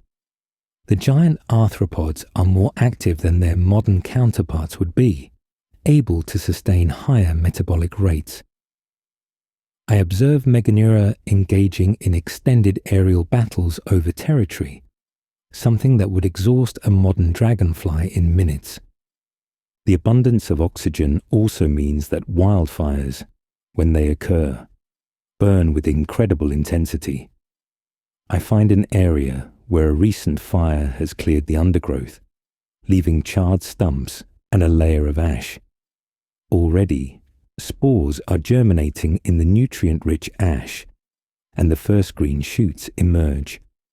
The fire has created an opening for sun-loving plants that couldn't compete in the dense forest shade. In these fire-cleared areas, I notice different arthropod communities. Sun-loving species that avoid the dense forest thrive here. A primitive grasshopper relative, its body nearly a foot long, feeds on the tender new growth. Its hind legs, powered by massive muscles, can launch it 20 feet in a single bound, an escape mechanism that serves well when Meganeura patrol overhead. The diversity of giant arthropods extends into every ecological niche. In rotting logs, I find beetle larvae the size of sausages, growing fat on decomposing wood. Their adult forms, when they emerge, will be the size of your hand, with mandibles capable of chewing through the toughest plant material. These beetles represent another decomposer attempting to break down the resistant plant materials of the Carboniferous. Under loose bark, flat-bodied cockroaches the size of plates hide during the day. These are not the pest species you know, but important decomposers, processing fallen leaves and other plant debris. Their flattened bodies allow them to squeeze into crevices where predators cannot follow, and their long antennae, each over a foot in length, help them navigate in darkness. Even the smallest arthropods of the Carboniferous would be considered large in your world. Springtails, that would be nearly microscopic in modern times here, grow to the size of rice grains. Mites, that would be invisible, reach the size of pinheads. The entire arthropod fauna has been scaled up, creating a world where what you consider normal-sized insects would be the tiny species. As evening approaches, I position myself to observe the changing of the guard between day and night active giants. The Meganeura settle onto perches, their metabolism slowing as temperature drops. But as they become quiescent, night-flying giants take their place. Moths with 8-inch wingspans emerge, their fuzzy bodies helping them retain heat in the cooler night air. These giant moths navigate by moonlight, their enormous compound eyes gathering every available photon. They seek out the primitive flowering plants that have begun to evolve, drawn by scent rather than the visual cues that will dominate in future epochs. Their long proboscises, some over 6 inches in length, probe deep into reproductive structures to reach nutritious pollen and nectar-like secretions. A bat-sized cockroach takes flight, its wings creating a distinctive whirring sound. Unlike its ground-dwelling relatives, this species has evolved for nocturnal aerial life, filling a niche that bats will occupy in the future. It hunts smaller flying insects, using its speed and maneuverability to catch prey in midair. The sight of a flying cockroach the size of a bird is one of the most alien aspects of the Carboniferous night. As full darkness falls, the sounds of the giant arthropods create a symphony unlike anything in your modern world. The deep drone of large beetles in flight, the rustle of millipedes moving through leaf litter, the chirping of enormous crickets all blend into a wall of sound. The volume is greater too. Larger bodies produce louder sounds, and the Carboniferous night is far from quiet. I find a resting spot where I can observe without disturbing the nocturnal giants and reflect on what this high oxygen world means for the history of life. The Carboniferous represents the only time in Earth's history when atmospheric oxygen has been this high, creating a unique window for arthropod gigantism. These giants are not evolutionary dead ends, but experiments in what's possible when atmospheric conditions remove normal constraints. The metabolic demands of these giant arthropods are met by the incredible productivity of the Carboniferous forests. The same high oxygen that allows them to grow large also enhances plant growth, creating a positive feedback loop. More plant growth means more food for herbivores, supporting larger herbivores, which in turn support larger predators. It's an ecosystem inflated by oxygen, operating at a scale that will never be repeated. But this world of giants is temporary. Already, the evolution of lignin-digesting fungi is beginning to reduce the rate of carbon burial. As carbon burial slows, atmospheric CO2 will stop dropping, and eventually, oxygen levels will decline from their Carboniferous peak. The giants that depend on high oxygen will disappear, leaving only fossils to hint at their existence. For now, though, the giants rule. As I watch a scorpion the size of a small dog wrestle with a spider the size of a dinner plate, I'm witnessing a world at the extreme of what terrestrial arthropods can achieve. The oxygen that fills my lungs with each breath has written large the possibilities of the arthropod body plan, creating monsters that are magnificent in their alien beauty. Let me take you now from these giants to see the quieter revolution happening on the drier ground, where plants are learning to live without constant water. I leave the humid lowlands and climb toward higher ground, where the landscape opens into something unprecedented in Earth's history.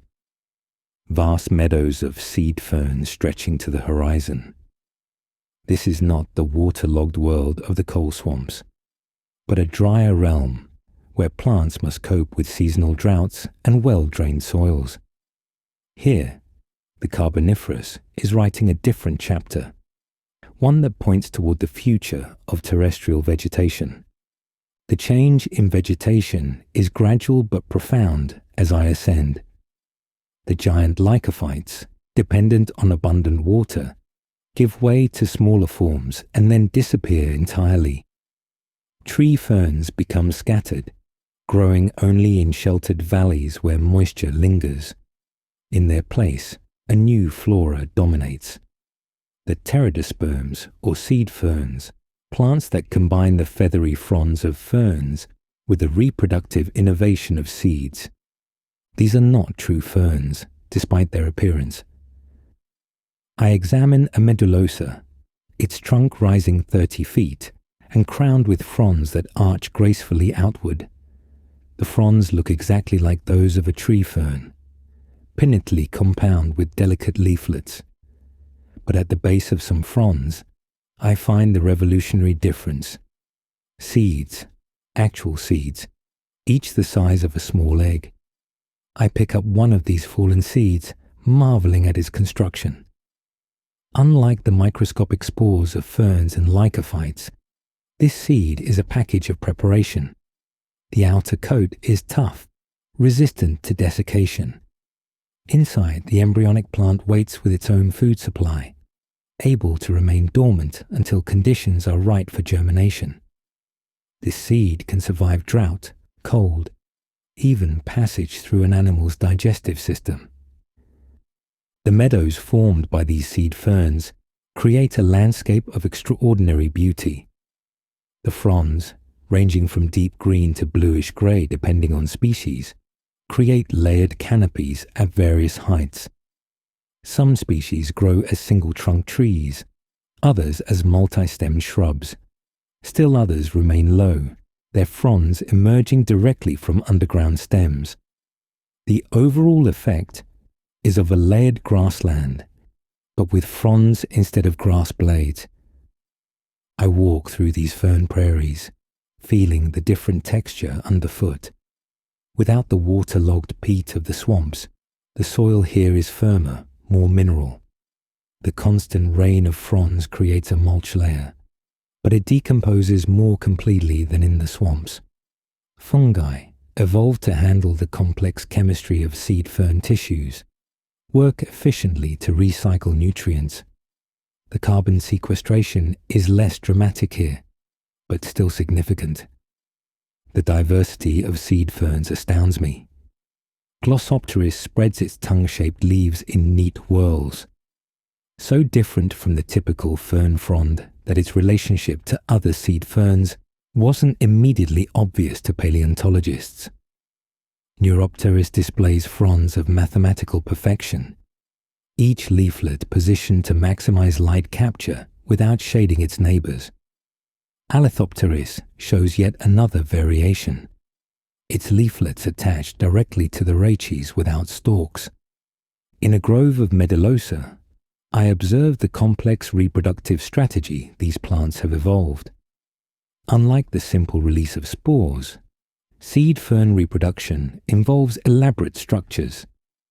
The male organs produce pollen, another Carboniferous innovation, which must reach the female organs where seeds develop. Some species use wind for pollination, producing clouds of pollen that turn the air yellow during the reproductive season. But other seed ferns have begun experimenting with a different strategy. I noticed that some Medulosa seeds are covered with a fleshy layer, bright red when ripe. This attracts animals, not mammals or birds, which don't yet exist, but reptiles and large arthropods. I watch a primitive reptile, one of the early pelycosaurs, eating these fleshy seeds.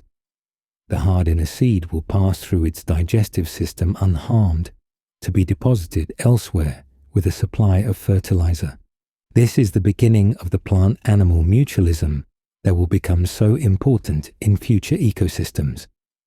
The plants provide food in exchange for seed dispersal. The animals get nutrition while inadvertently planting the next generation of trees. It's a partnership that will eventually lead to fruits, but here in the Carboniferous, it's still a new experiment. The fauna of the fern prairies differs from that of the swamps. Here, the first fully terrestrial vertebrates thrive. I observe a herd of Edaphosaurus, early synapsids, with distinctive sails on their backs. These 4-foot-long herbivores graze on seed fern fronds, their small teeth adapted for cutting rather than grinding vegetation. The sails, supported by elongated vertebral spines, likely help with temperature regulation in this more variable climate. The sail-backed synapsids represent another Carboniferous innovation, the beginning of metabolic experimentation that will eventually lead to warm-bloodedness. The sail increases surface area for heat exchange, allowing these animals to warm up quickly in the morning sun or cool down when overheated. I watch an Edaphosaurus orient its sail perpendicular to the sun in the cool morning, then parallel to it during the heat of midday. Preying on these herbivores are the first large terrestrial predators. A Dimetrodon, another sail-backed synapsid, but with very different teeth, stalks through the fern prairie. Its teeth are differentiated. Sharp incisors for gripping, enlarged canines for killing, and smaller teeth for processing prey. This dental differentiation is another innovation that points toward the mammalian future. I watched the Dimetrodon hunt, using the cover of tree fern groves to approach a group of Edaphosaurus. Its strategy is patient, waiting for one animal to wander away from the group. When it strikes, the attack is swift but not particularly fast by modern predator standards. These early synapsids haven't yet evolved the metabolic capacity for sustained high-speed pursuits. The arthropods of the fern prairies have adapted to the drier conditions differently than their swamp relatives. Here, I find terrestrial scorpions with thicker exoskeletons to prevent water loss. The spiders build different webs, often with retreat tunnels where they can escape the drying wind. Ground beetles have evolved sealed wing covers that trap moisture against their spiracles. In the soil itself, a revolution is occurring. The roots of seed ferns penetrate deeper than those of the water-loving lycophytes, some reaching down 20 feet or more to tap groundwater. These deep roots break up the bedrock, accelerating the formation of deep soils. The mechanical and chemical weathering caused by roots is creating the deep, rich soils that future ecosystems will depend on. I dig into this developing soil, finding a complex ecosystem. Primitive earthworms, still small compared to modern species, work to mix organic matter with mineral soil.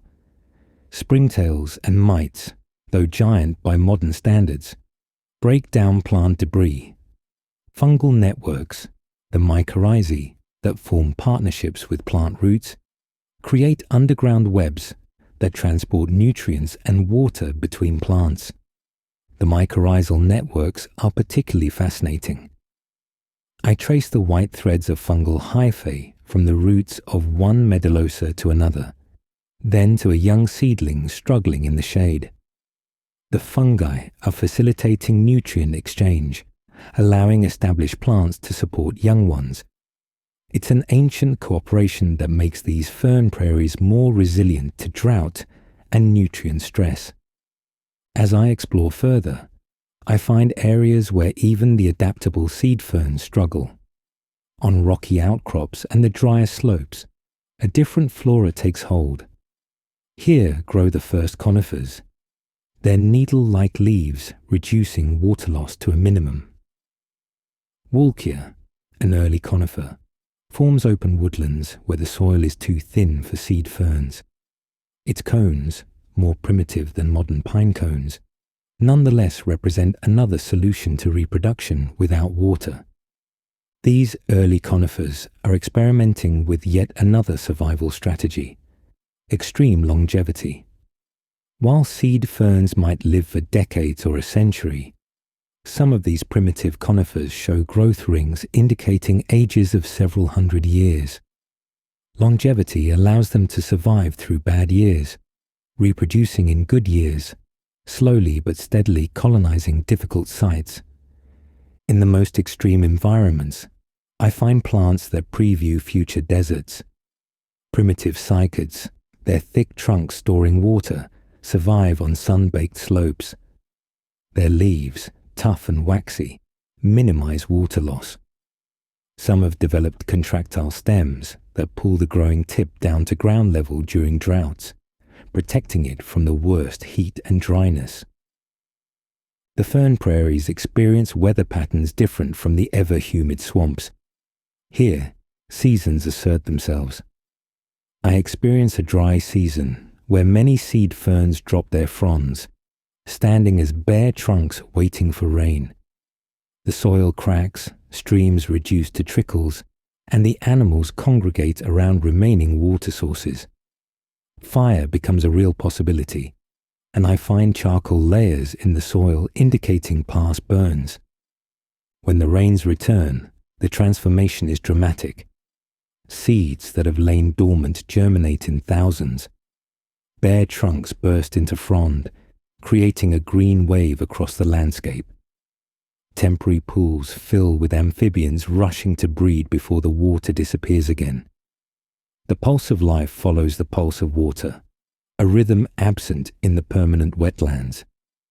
I spend time in a mixed community where seed ferns grow alongside tree ferns and early conifers. This mixing of plant groups creates complex habitats.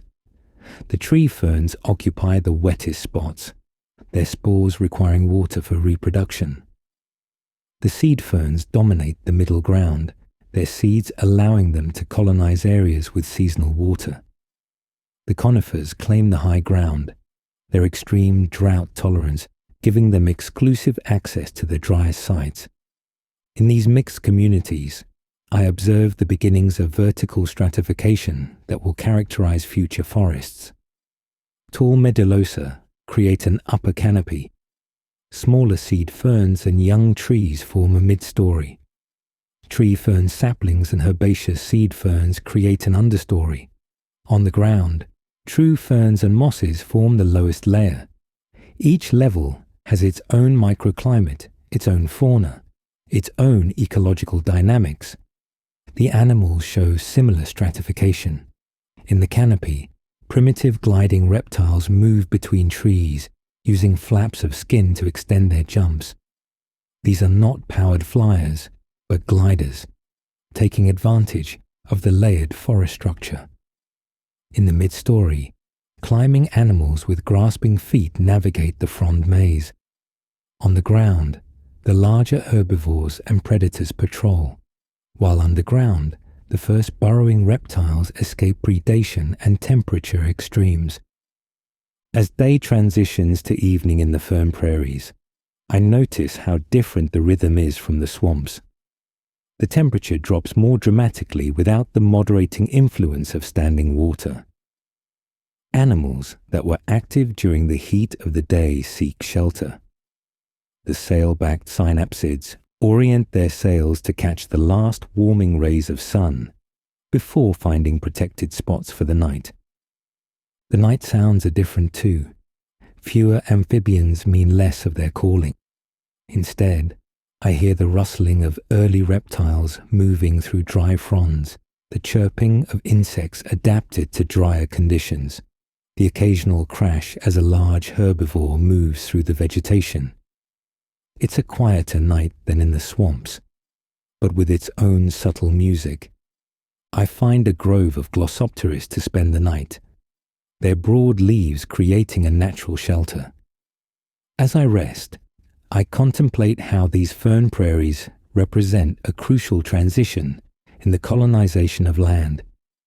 The coal swamps showed what plant life could achieve in perpetually wet conditions, but the seed fern meadows demonstrate that plants can thrive away from permanent water, opening up vast areas of the continents to green cover. This expansion of plants into drier environments has global consequences. The deep roots accelerate rock weathering, affecting ocean chemistry as minerals wash to sea. The seasonal dropping of fronds creates a different carbon cycling pattern than the continuous burial in swamps. The creation of deep soils establishes a new carbon reservoir. Even the albedo, the reflectivity of Earth's surface, changes as green meadows replace bare rock. The seed ferns are also evolutionary pioneers, experimenting with features that will become standard in later plants. Seeds, pollen, deep roots, deciduous habits, animal partnerships. All are being tested in these carboniferous meadows. Some experiments will fail, but others will become so successful that a world without them will become unimaginable. As I drift towards sleep in my Glossopteris grove, I'm surrounded by the quiet sounds of the fern prairie night. A breeze rustles through the fronds above, creating a gentle white noise. Insects chirp in rhythms that speed up and slow down with temperature changes. Somewhere in the distance, a large animal moves through the vegetation. Its footfalls felt as much as heard through the ground. This is Earth learning to be green away from water, developing the strategies that will allow plants to colonize every possible habitat. The fern prairies are writing the playbook for terrestrial vegetation, establishing patterns that will persist for hundreds of millions of years. From these experiments will come all the grasslands, all the forests, all the complex terrestrial ecosystems of the future. Let me show you now how all this productivity, all this carbon captured from the air, begins its transformation into the rock that will fuel your industrial age. I descend from the fern prairies back toward the lowlands, but my destination now is not the living swamps, but the places where the Carboniferous forests meet their geological fate. Here, where rivers dump their loads of organic debris, where coastal margins subside under the weight of sediment, where the patient work of burial transforms forest into future fuel. I witness the process that gives the Carboniferous its name, the laying down of carbon. The delta, where a major river meets the sea, is a landscape in constant flux.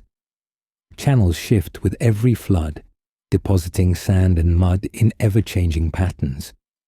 But mixed with the mineral sediment is an extraordinary cargo of organic matter. Entire trees, their 100-foot trunks still bearing bark patterns, lie stranded like beached whales. Mats of vegetation, torn from upstream swamps, form floating islands that slowly waterlog and sink. I wade into the murky water where fresh river flow meets salt tide. The mixing creates chemical reactions that cause particles to flocculate and settle. Clay minerals carried in suspension suddenly aggregate and drop to the bottom.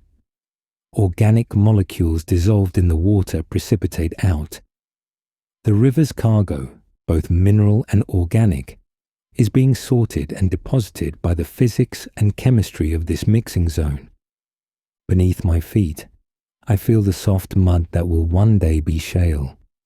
But mixed with this mud are layers of pure organic matter, compressed vegetation that forms distinct bands. In cross-section, the sediment here would show alternating layers. Grey mud, black organic matter, grey mud again. Each layer records an event, a flood that brought mineral sediment, a quiet period when only plant debris accumulated, another flood. The scale of organic burial here defies comprehension.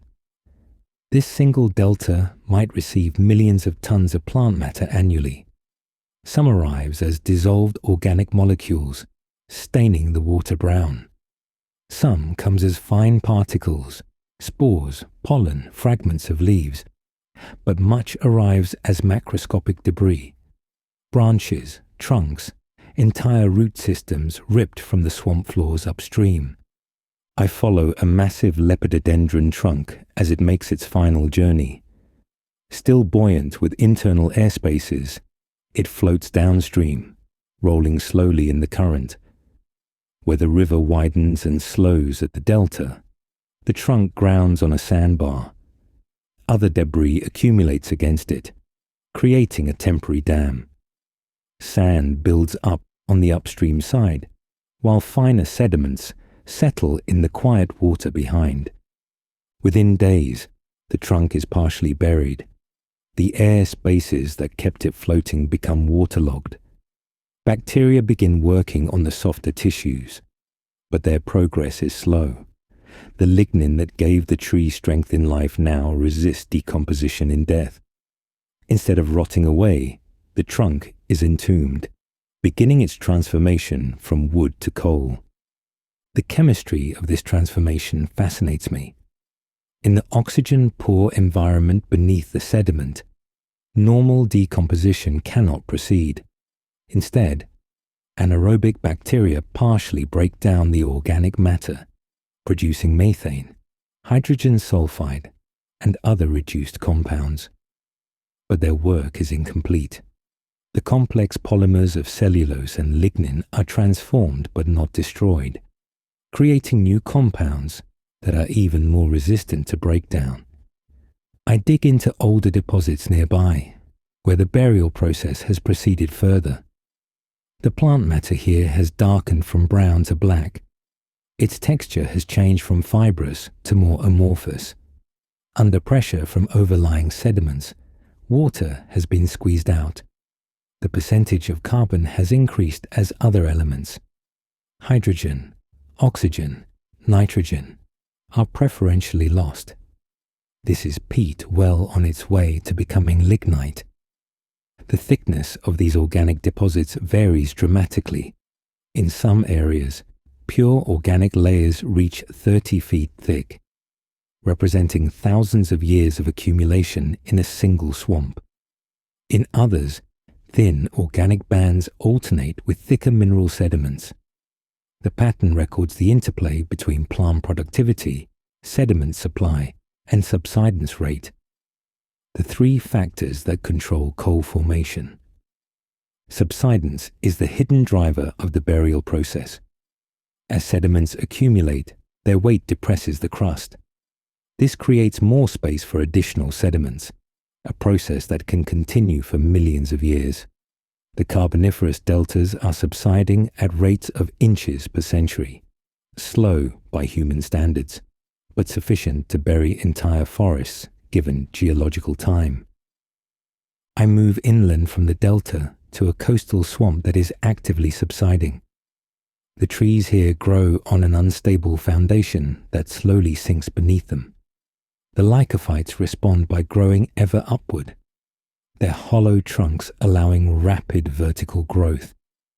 But eventually, subsidence wins. The trees die as salt water intrudes, creating a ghost forest of standing dead trunks. These dead forests don't remain standing long. Storm surges topple the weakened trees, laying them down in ordered rows aligned with the storm direction. I find a recently toppled forest, hundreds of giant trunks all pointing the same direction like compass needles. Mud is already accumulating around and over them, beginning the burial process. Between the fallen trunks, smaller debris accumulates. Every surface is covered with spores, the reproductive output of the lycophytes' final seasons. Fronds and branches fill the spaces between trunks. Root systems, ripped up when the trees fell, add their mass to the accumulating layer. It's a three-dimensional jigsaw puzzle of organic matter, all slowly being compressed and buried. The animal life in these burial zones has adapted to a world of constant change. Arthropods that can survive both fresh and salt water thrive. I observe a eurypterid hunting in the brackish waters, equally at home, whether the tide brings salt or the river brings fresh water. Amphibians that can tolerate salinity changes patrol the shallows, feeding on the abundant arthropods. But this is also a death trap for less adaptable organisms. I find the skeleton of a large temnospondyl amphibian, trapped when a storm surge brought salt water into its freshwater habitat. Its bones are already being buried in sediment, beginning their journey to fossilization. Nearby, the carapace of a giant millipede marks where another Carboniferous giant met its end. The preservation potential in these burial environments is extraordinary. The rapid sedimentation and low oxygen conditions prevent normal decay. I find leaves with their cellular structure intact, arthropod exoskeletons with every detail preserved, even soft-bodied worms that normally leave no fossil record. These burial grounds are creating the fossil bonanza that will allow future scientists to reconstruct the Carboniferous world. Moving to higher ground that was buried long ago and recently exposed by erosion, I can see the progression of coalification. The peat has been compressed into lignite, brown, and still showing plant structure. Deeper layers have progressed to sub-bituminous coal, darker and denser. In the deepest exposures, bituminous coal appears black and brittle, the plant origins visible only under microscopic examination. I break open a piece of bituminous coal, revealing the shiny black interior that will fuel the future. This handful of coal represents thousands of years of photosynthesis, countless tons of plant matter compressed into dense carbon. The energy of Carboniferous sunlight is locked in the molecular bonds, waiting for combustion to release it. It stored solar power, banked for hundreds of millions of years. The coal preserves remarkable details of its origin. Thin sections reveal cellular structure, allowing identification of the plants that formed it. Some coal is dominated by spores, forming cannel coal that burns with a bright flame. Other coal formed mainly from wood, creating durane with different burning properties. The variety reflects the diverse environments where the original peat accumulated. In areas where burial was especially rapid, I find coal balls, concretions where mineral-rich water infiltrated the peat before it could compress. These preserve plant tissues in three-dimensional detail, mineralized but not compressed. Breaking open a coal ball is like opening a time capsule, revealing seeds, leaves, and stems as perfect as the day they were buried. The vertical succession in these burial zones tells the story of environmental change. A typical sequence might start with sandstone from river channels, overlain by shale from overbank floods, then coal from swamp forests, then more shale as the area subsided below water level. This cyclothem, the repeated sequence, records the rhythmic advance and retreat of swamps across the Carboniferous landscape. I count dozens of coal seams in a single cliff exposure, each representing a separate swamp forest that lived, died, and was buried. The persistence of conditions suitable for coal formation is remarkable. For tens of millions of years, the combination of plant productivity, subsidence, and limited decomposition continues across vast areas. It's a Goldilocks scenario for carbon burial. Everything just right for making coal. The gaseous products of burial create their own phenomena. Methane bubbling up from buried organic matter feeds specialized bacteria that form carbonate concretions. In some areas, so much methane escapes that the water literally bubbles like champagne.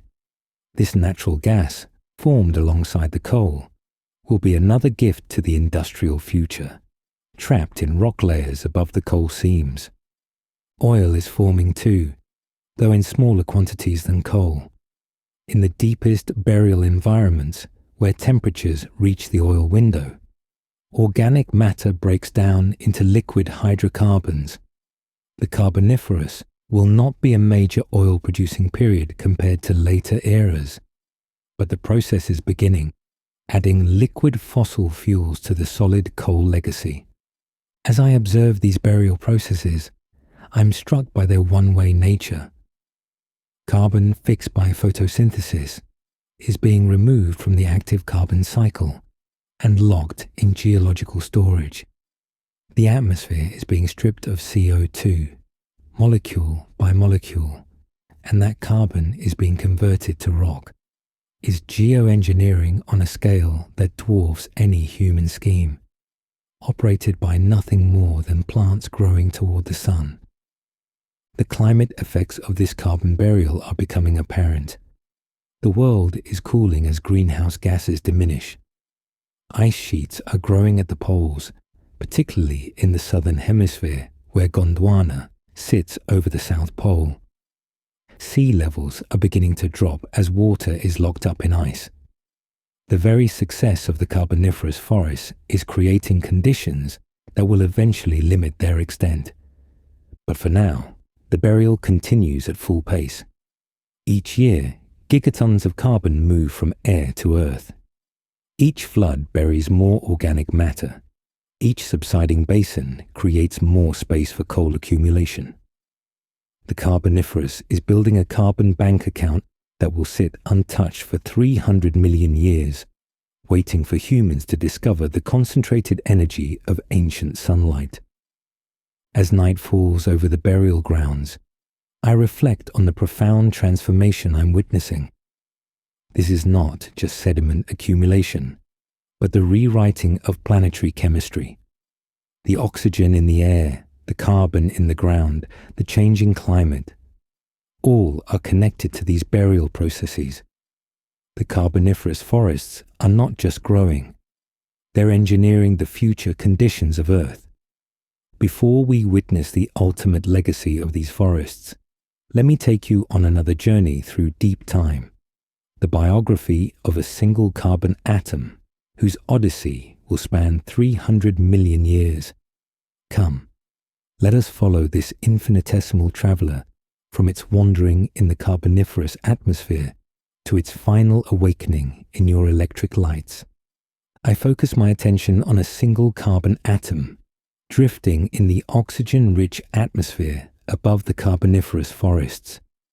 This atom, no different from the trillions of its fellows, carries no special properties that would mark it for the extraordinary journey ahead.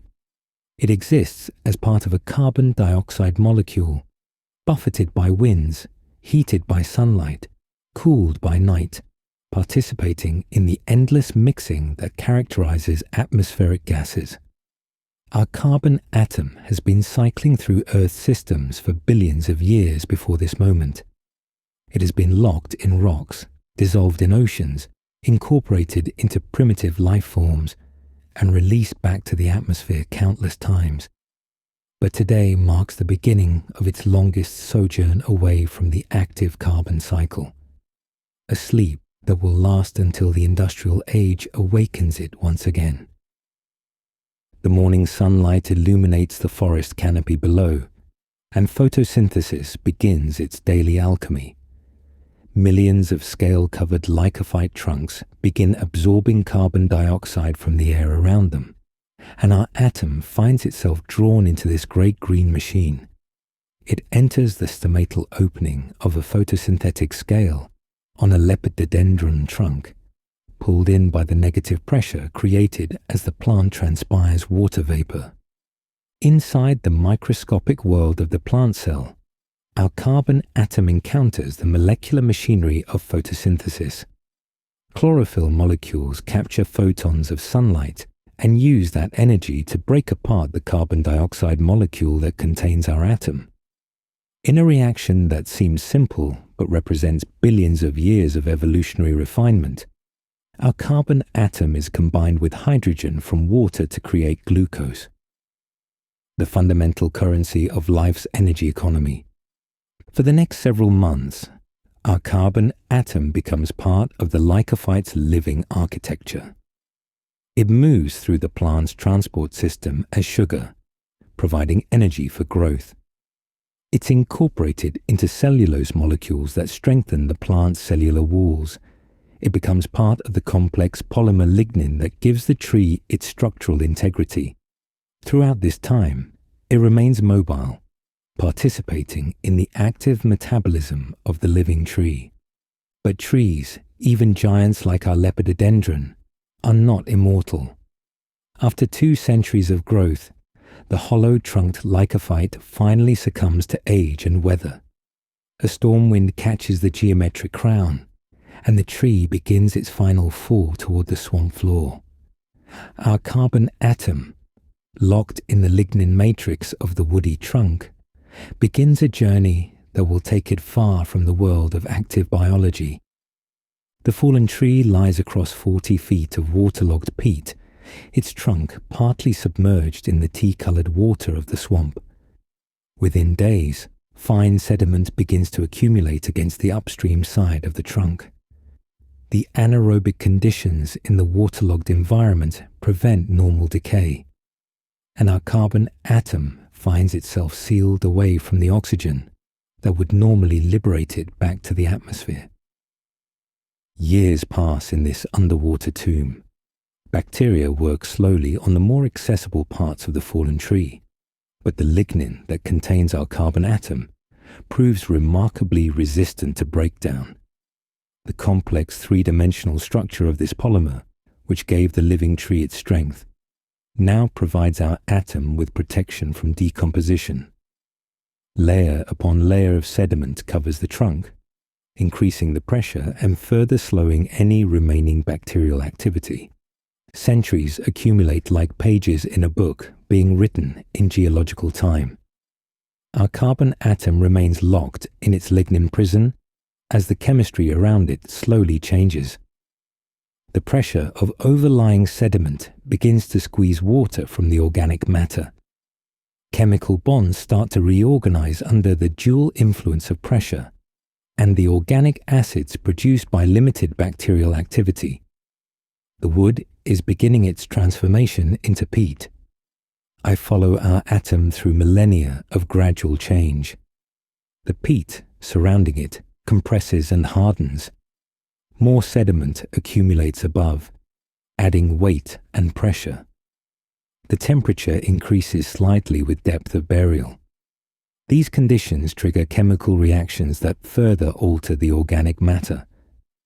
Volatile compounds are squeezed out or chemically transformed. The percentage of carbon increases as hydrogen and oxygen are preferentially lost. 10 million years pass, and our carbon atom finds itself in lignite, brown coal that still shows traces of its woody origin. The lignin that once imprisoned our atom has been chemically altered, but not destroyed. The carbon content of the material has increased to about 60%. If this material were exposed to air and heat, it would burn, releasing our atom back to the atmosphere. But kilometers of rock now lie above it, ensuring that it remains sealed away from any possibility of oxidation. The transformation continues through tens of millions of years. Additional burial adds more pressure and slightly higher temperatures. Our carbon atom becomes part of bituminous coal, black and brittle, with a carbon content approaching 80%. The original woody structure is now barely recognizable even under microscopic examination. What was once a complex biological polymer has become a dense matrix of carbon-rich compounds. Geological forces reshape the landscape above our buried atom. The Carboniferous period ends, succeeded by other eras. Continents drift across the globe. Ice ages come and go. Dinosaurs arise and perish. Still, our carbon atom sleeps in its coal seam, occasionally subjected to the stress of mountain-building episodes that fold and fracture the surrounding rock, but never expose it to the surface. 250 million years after its burial, our atom experiences the most dramatic transformation yet. Deep burial and the heat from nearby igneous intrusions create conditions that push the coal toward its highest metamorphic state. Our carbon atom becomes part of anthracite, nearly pure carbon with a metallic luster and a carbon content over 90%. Any trace of the original organic structure has been erased. Our atom now exists in crystalline arrays more similar to graphite than to anything biological. Through the age of dinosaurs, through the rise of flowering plants, through the great extinction events that punctuate geological history, our carbon atom remains locked in its mineral sleep. The coal seam that contains it is folded and faulted by mountain-building forces, but it remains buried, sealed away from the active processes of the surface world. The atom that once participated in the photosynthetic burst of the Carboniferous has been removed from circulation for over 200 million years. Then, in what seems like an instant on the geological timescale, everything changes. Human miners, following a coal seam through the Pennsylvania hills, expose the anthracite that contains our atom to air and light for the first time in 300 million years.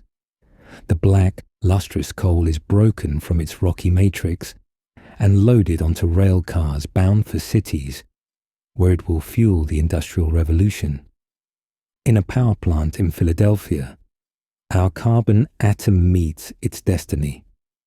The anthracite is crushed and fed into the firebox of a steam boiler. When the ignition occurs, the chemical bonds that have held our atom in solid form for hundreds of millions of years are finally broken. Combining with oxygen in the furious chemistry of combustion, our carbon atom is liberated as carbon dioxide, rising with the hot gases up the smokestack and into the atmosphere. The energy released by this oxidation, the same energy that sunlight deposited in the Carboniferous forests, now powers the turbines that generate electricity. That electricity travels through copper wires to light the streets of the growing industrial city. The Carboniferous sunlight that our atom helped capture 300 million years ago is briefly reborn as electric light, illuminating the human activity that coal has made possible. But our atom's journey is not over. Now free in the atmosphere as carbon dioxide, it joins the modern carbon cycle. It might be absorbed by a modern tree, become part of contemporary photosynthesis, dissolve into the ocean, or remain in the atmosphere contributing to the enhanced greenhouse effect that is warming your planet. The industrial burning of coal returns to the atmosphere carbon that was removed during one of Earth's great cooling periods. In this single atom's biography, we see the grand cycles that connect deep time to the present moment. The carbon that powers your civilization was banked during the Carboniferous by forests that could never have imagined the consequences of their success. The coal that enabled humanity's technological explosion represents stored sunlight from an alien Earth, where giant arthropods flew through oxygen-rich air above swamps that stretched from horizon to horizon. Our carbon atom's journey embodies the unimaginable patience of geological processes and the sudden violence of human timescales. 300 million years of gradual change, followed by instant transformation back to its original state. The atom that waited in darkness through the entire history of complex life on land now participates again in the active chemistry of Earth's surface, carrying with it the memory of ancient forests and the energy of a younger sun. This story repeats itself trillions of times as humanity burns its way through the Carboniferous legacy. Each piece of coal contains countless carbon atoms, each with its own 300 million year story. Together, they represent the largest movement of carbon from geological storage to atmospheric circulation in Earth's history. A reversal of the great burial that began in the coal swamps we have explored together. Let me show you now the final legacy of these forests, the gift they're leaving for a future they cannot imagine. I stand in a place where time has compressed 300 million years into a visible moment. Here, erosion has exposed a cliff face that cuts through Carboniferous sediments, revealing coal seams that stripe the rock like black ribbons. Each seam represents a forest that lived, died, and was transformed into stone. This is the legacy of the Carboniferous, ancient sunlight locked in rock, waiting for its moment of release. The coal seams vary in thickness from inches to tens of feet. The thickest represents swamps that persisted for millennia in one location, steadily accumulating peat while the land slowly subsided. I run my hand along one massive seam, feeling the smooth, almost greasy texture of high-grade bituminous coal. This single seam might contain the compressed remains of 1 million trees, a whole forest ecosystem reduced to a band of black rock. Between the coal seams, layers of shale and sandstone tell the story of changing environments. When rivers flooded the swamps, they deposited mud and sand, interrupting the accumulation of organic matter. When the land subsided too much, marine sediments covered the drowned forests. But always, the swamps returned, the forests regrew, and new coal seams formed atop the old. I break off a piece of coal and examine it closely. In the bright sunlight, I can see different textures within the black mass. Shiny bands of vitrine formed from woody tissue. Dull bands of terrain came from more degraded plant matter. Thin layers of mineral matter mark flood events that brought sediment into the swamp. Even transformed into rock, the coal remembers its origins. The energy contained in this cliff face is staggering. Each pound of coal contains about 12,000 BTUs of energy. The concentrated sunlight captured by Carboniferous plants. This single exposed cliff might contain enough energy to power a modern city for years. Multiply that by all the coal seams around the world, and the numbers become astronomical. The Carboniferous forests captured and stored more solar energy than any ecosystem before or since. But coal is not the only legacy of the Carboniferous. The period has fundamentally altered Earth's surface geology. The deep weathering caused by root systems has created thick soil profiles that persist, even where the original forests are long gone. The sediments shed from the rising mountains, processed through Carboniferous river systems, have formed vast sequences of sandstones and shales that shape modern landscapes. I walk along the cliff face to where the coal seams are cut by a fault. The displacement shows how geological forces have affected these deposits long after their formation. Some coal has been metamorphosed by heat and pressure into anthracite, the highest grade of coal. This transformation has concentrated the carbon even further, creating a fuel that burns with intense heat and little smoke. In places, intrusions of igneous rock have baked the adjacent coal into natural coke, a process that humans will replicate in their furnaces. The heat has driven off volatile compounds, leaving nearly pure carbon. Where coal seams have been folded and faulted, the pressure has created cleat, natural fracture systems that will allow methane to flow when the coal is mined. The fossil content of the rocks associated with coal tells the story of Carboniferous life. I find impressions of lepidodendron bark, with its distinctive diamond patterns perfectly preserved. Calamite stems show their characteristic jointed structure. Seed fern fronds display every detail of their pinnate architecture. These fossils are the field guide to the forest that became coal. Animal fossils are rarer but even more precious. The impression of a giant dragonfly wing in a shale layer above a coal seam captures a moment when the insect landed on mud beside a swamp.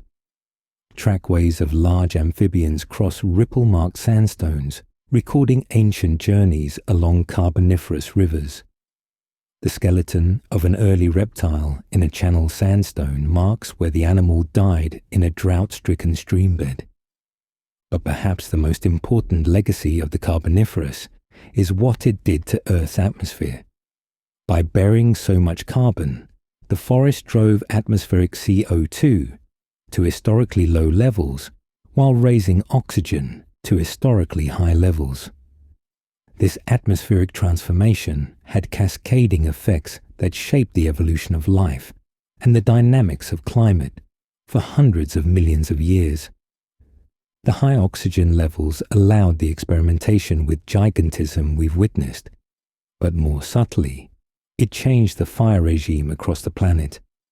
With 35% oxygen, wildfires burned hotter and more frequently than in any other period. charcoal layers in Carboniferous sediments are common, recording ancient fire events.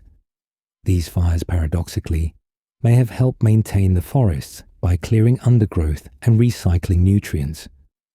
The low CO2 levels had even more profound effects. The reduced greenhouse effect cooled the planet, eventually triggering the Permo-Carboniferous Ice Age. This glaciation, centered on the southern supercontinent of Gondwana, locked up enough water to drop sea levels by hundreds of feet. The exposure of continental shelves created new land for forests to colonize, amplifying the carbon burial process. I find evidence of this glaciation in the Carboniferous rocks. Dropstones carried by icebergs into marine sediments scratch rock surfaces where glaciers passed, and distinctive sediment patterns created by glacial advance and retreat.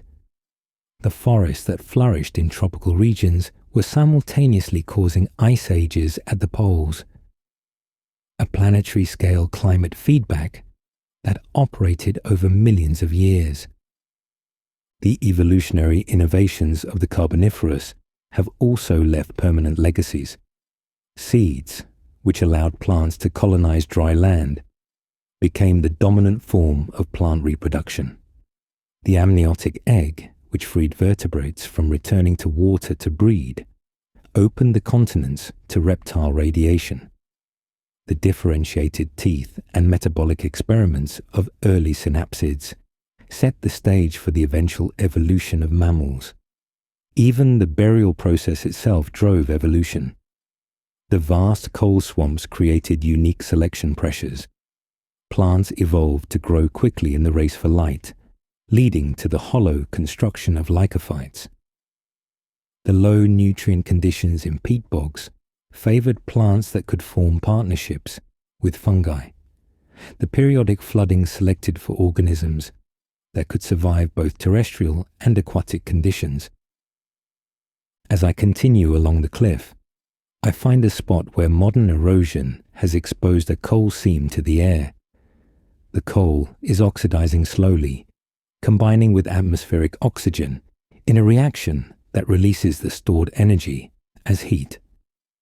I can feel the warmth where the chemical reaction is most active. This spontaneous combustion is releasing carbon that has been locked away for 300 million years, returning it to the atmosphere from whence it came. This natural burning of coal seams has happened throughout geological history whenever erosion exposes coal to air, but the rate was always slow, limited by the pace of natural erosion. The carbon released by millions of years of natural oxidation is trivial compared to what humans will release in mere centuries when they discover the energy locked in these black seams. The human relationship with Carboniferous coal will be transformative for both species and planet. The Industrial Revolution will be powered by Carboniferous sunlight. Steam engines burning coal will drive factories, locomotives, and ships. Cities will be heated and lit by coal fires. Steel will be smelted with coal-derived coke. The energy subsidy provided by the Carboniferous forests will allow human population and technology to explode. But this gift comes with consequences. Burning coal returns the carefully buried carbon to the atmosphere, reversing in centuries what took millions of years to accomplish. The CO2 levels that the Carboniferous forest drew down to create a cooler planet will rise again, warming the climate. The oxygen levels that allowed giant insects will never return, diluted by the combustion products. Humans will inherit both the gift and the responsibility of the Carboniferous legacy. I find a final vantage point where I can see the full sweep of the exposed Carboniferous rocks. The pattern of alternating coal seams and other sediments creates a barcode of black and grey, each band recording environmental changes over deep time. It's a library written in stone, preserving the story of when forests conquered the continents and transformed the planet. The sun is setting, casting long shadows across the cliff face. The coal seams seem to absorb the light, black bands that swallow photons, just as the original forest captured sunlight. In the fading light, I can almost see the ghosts of the ancient forests. The geometric trunks of lycophytes, the graceful fronds of tree ferns, the busy movement of giant arthropods, all compressed into these layers of black stone. This is the monument the Carboniferous has built, not in architecture, but in geology, not in artifacts, but in altered atmosphere, not in civilization, but in stored energy. The forest that grew in swamps and on prairies, that housed giant insects and early tetrapods, that invented seeds and transformed climate, have left a legacy that spans deep time. Every coal seam is a forest in memory, every fossil a moment preserved, every BTU of energy a gift from the deep past. As darkness falls, I reflect on the profound connections between that ancient world and yours. The electricity lighting your cities may come from Carboniferous coal. The steel in your buildings was smelted with carbon from lepidodendron trees. The climate you're changing by burning fossil fuels is returning to conditions the Carboniferous forest changed in the opposite direction. You are living in conversation with these ancient forests, whether you know it or not. Let me share with you the deeper mystery of this connection across deep time. How these ancient forests have become woven into the very fabric of human existence. How their patient work in swamps that knew no human footstep has shaped every moment of your modern life. This is not merely the story of fuel, but the story of how deep time touches your present in ways both profound and intimate. Consider the breath you draw as you listen to these words. The oxygen molecules filling your lungs were first created by Carboniferous photosynthesis, liberated from water molecules in the green factories of lycophyte scales. That oxygen has circled the globe countless times, been breathed by dinosaurs and ancient mammals, dissolved in primordial seas, and frozen in glacial ice. But it began its journey in the cellular machinery of forests that grew before flowers existed.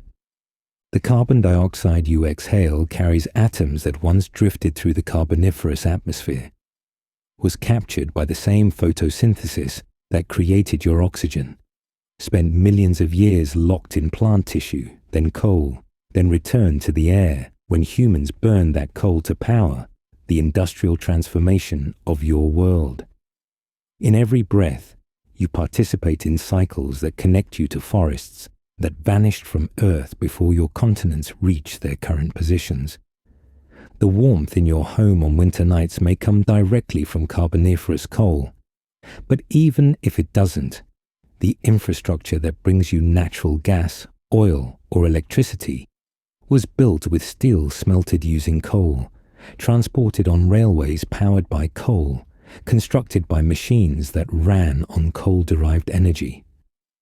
The industrial civilization that surrounds you exists because these ancient forests practiced carbon burial so efficiently that they left concentrated energy supplies for a future species to discover. Think of your morning cup of coffee, grown on plants that evolved from the seed ferns that first learned to reproduce without water during the Carboniferous. The ceramic cup was fired in kilns burning fossil fuels. The shipping containers that brought the coffee across oceans were made of steel smelted with coal.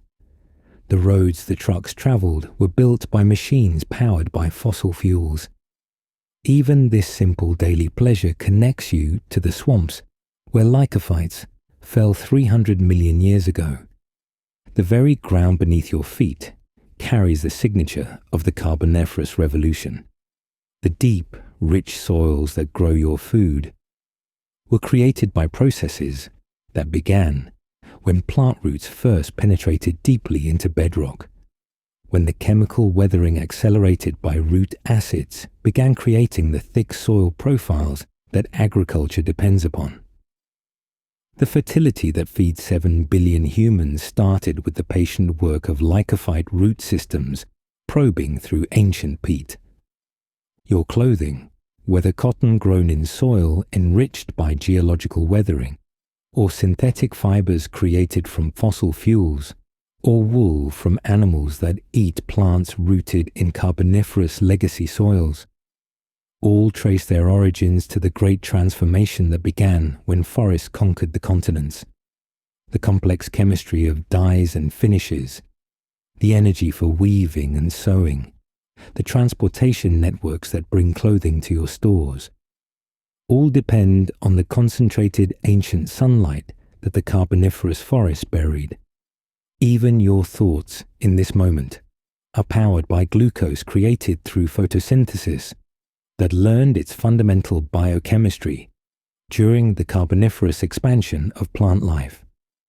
The neural networks in your brain consume oxygen that was first liberated by lycophyte photosynthesis, process nutrients grown in soils created by Carboniferous weathering, operate in a body built from carbon that has cycled through the same pathways that once flowed through ancient swamp forests. The books you read, the screens you watch, the music you hear, all exist because the Carboniferous energy subsidy allowed human civilization to advance beyond subsistence. The leisure time to create art, the surplus energy to support artists, the technological complexity to record and reproduce creative works, all became possible when humans learned to harvest the stored sunlight of ancient forests. Consider the deeper philosophical implications of this connection. You are not just using fossil fuels. You are completing cycles that began before complex life existed on land. Every coal fire returns to the atmosphere carbon that was removed during one of Earth's great cooling periods. You are not just powering machines. You are releasing energy that was stored by photosynthesis under an alien sky, in forests that hosted arthropods the size of dogs and amphibians that had never heard a birdsong.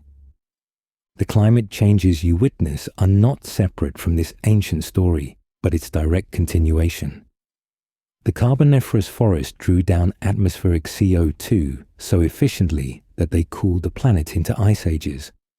Now, by burning their remains, humans are reversing that ancient cooling, returning the atmosphere toward conditions that existed before the Great Burial began.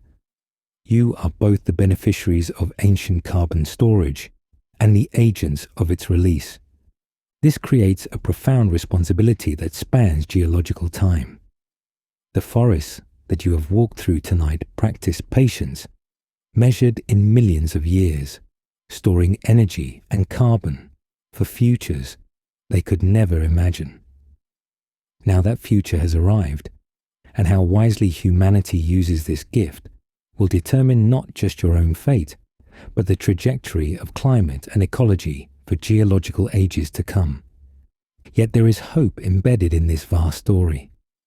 The same processes that created the Carboniferous coal deposits continue today in different forms. Modern forests still capture carbon, though they lack the burial conditions that made the ancient coal swamps so efficient. Modern technology is learning to mimic the carbon storage processes that operated naturally in the Carboniferous. The wisdom embedded in ancient ecosystems offers guidance for managing the carbon crisis that their legacy has created. The Carboniferous forests teach us about the power of small actions accumulated across vast time. Each scale that fell from a lycophyte trunk was insignificant, but billions of such scales created coal seams. Each bubble of oxygen released by photosynthesis was microscopic, but countless bubbles changed the composition of the atmosphere. In your own lives, small daily choices about energy use, consumption, and relationship with the natural world accumulate across time, with effects that may not become apparent for generations. Most profoundly, the Carboniferous reminds us that we are not separate from natural processes, but embedded within them. The carbon in your body has cycled through rocks, atmosphere, and countless organisms. The oxygen you breathe connects you to every photosynthetic event in Earth's history. The soil that grows your food links you to the weathering processes that began when plants first colonized rock. You are not observers of nature, but participants in cycles that span deep time. The Carboniferous teaches patience and consequence. The forests grew for millions of years before their burial created coal. The coal waited hundreds of millions of years before humans discovered its energy. The carbon released by burning coal will affect climate for thousands of years to come. In the dance of carbon between atmosphere, biosphere, and geosphere, the Carboniferous represents one of the most dramatic movements, whose echoes still resonate. Rest now in the knowledge that the world you inhabit was shaped by forests that grew before dinosaurs walked, before flowers bloomed, before birds sang. The oxygen you breathe, the climate you experience, the energy that powers your civilization, all carry the signature of the Carboniferous. You are beneficiaries of an ancient green revolution, heirs to the legacy of the first forests. Sleep peacefully, knowing that Earth's experiments in life and chemistry have created the conditions for your existence. The coal that powered humanity's rise, the oxygen that energizes your cells, the stable climate that allowed agriculture. All are gifts from the deep past, from a time when forests first conquered the land and left their mark in stone. Until we meet again in the rivers of deep time, I am the chrononaut, guardian of Earth's memories, witness to the transformations that made your world possible. Dream now of ancient forests rising toward forgotten suns, of giants moving through oxygen-rich air, of carbon settling into geological sleep, waiting for its moment of awakening in your time. Rest in the legacy of the Carboniferous, child of the forests that changed the world. Rest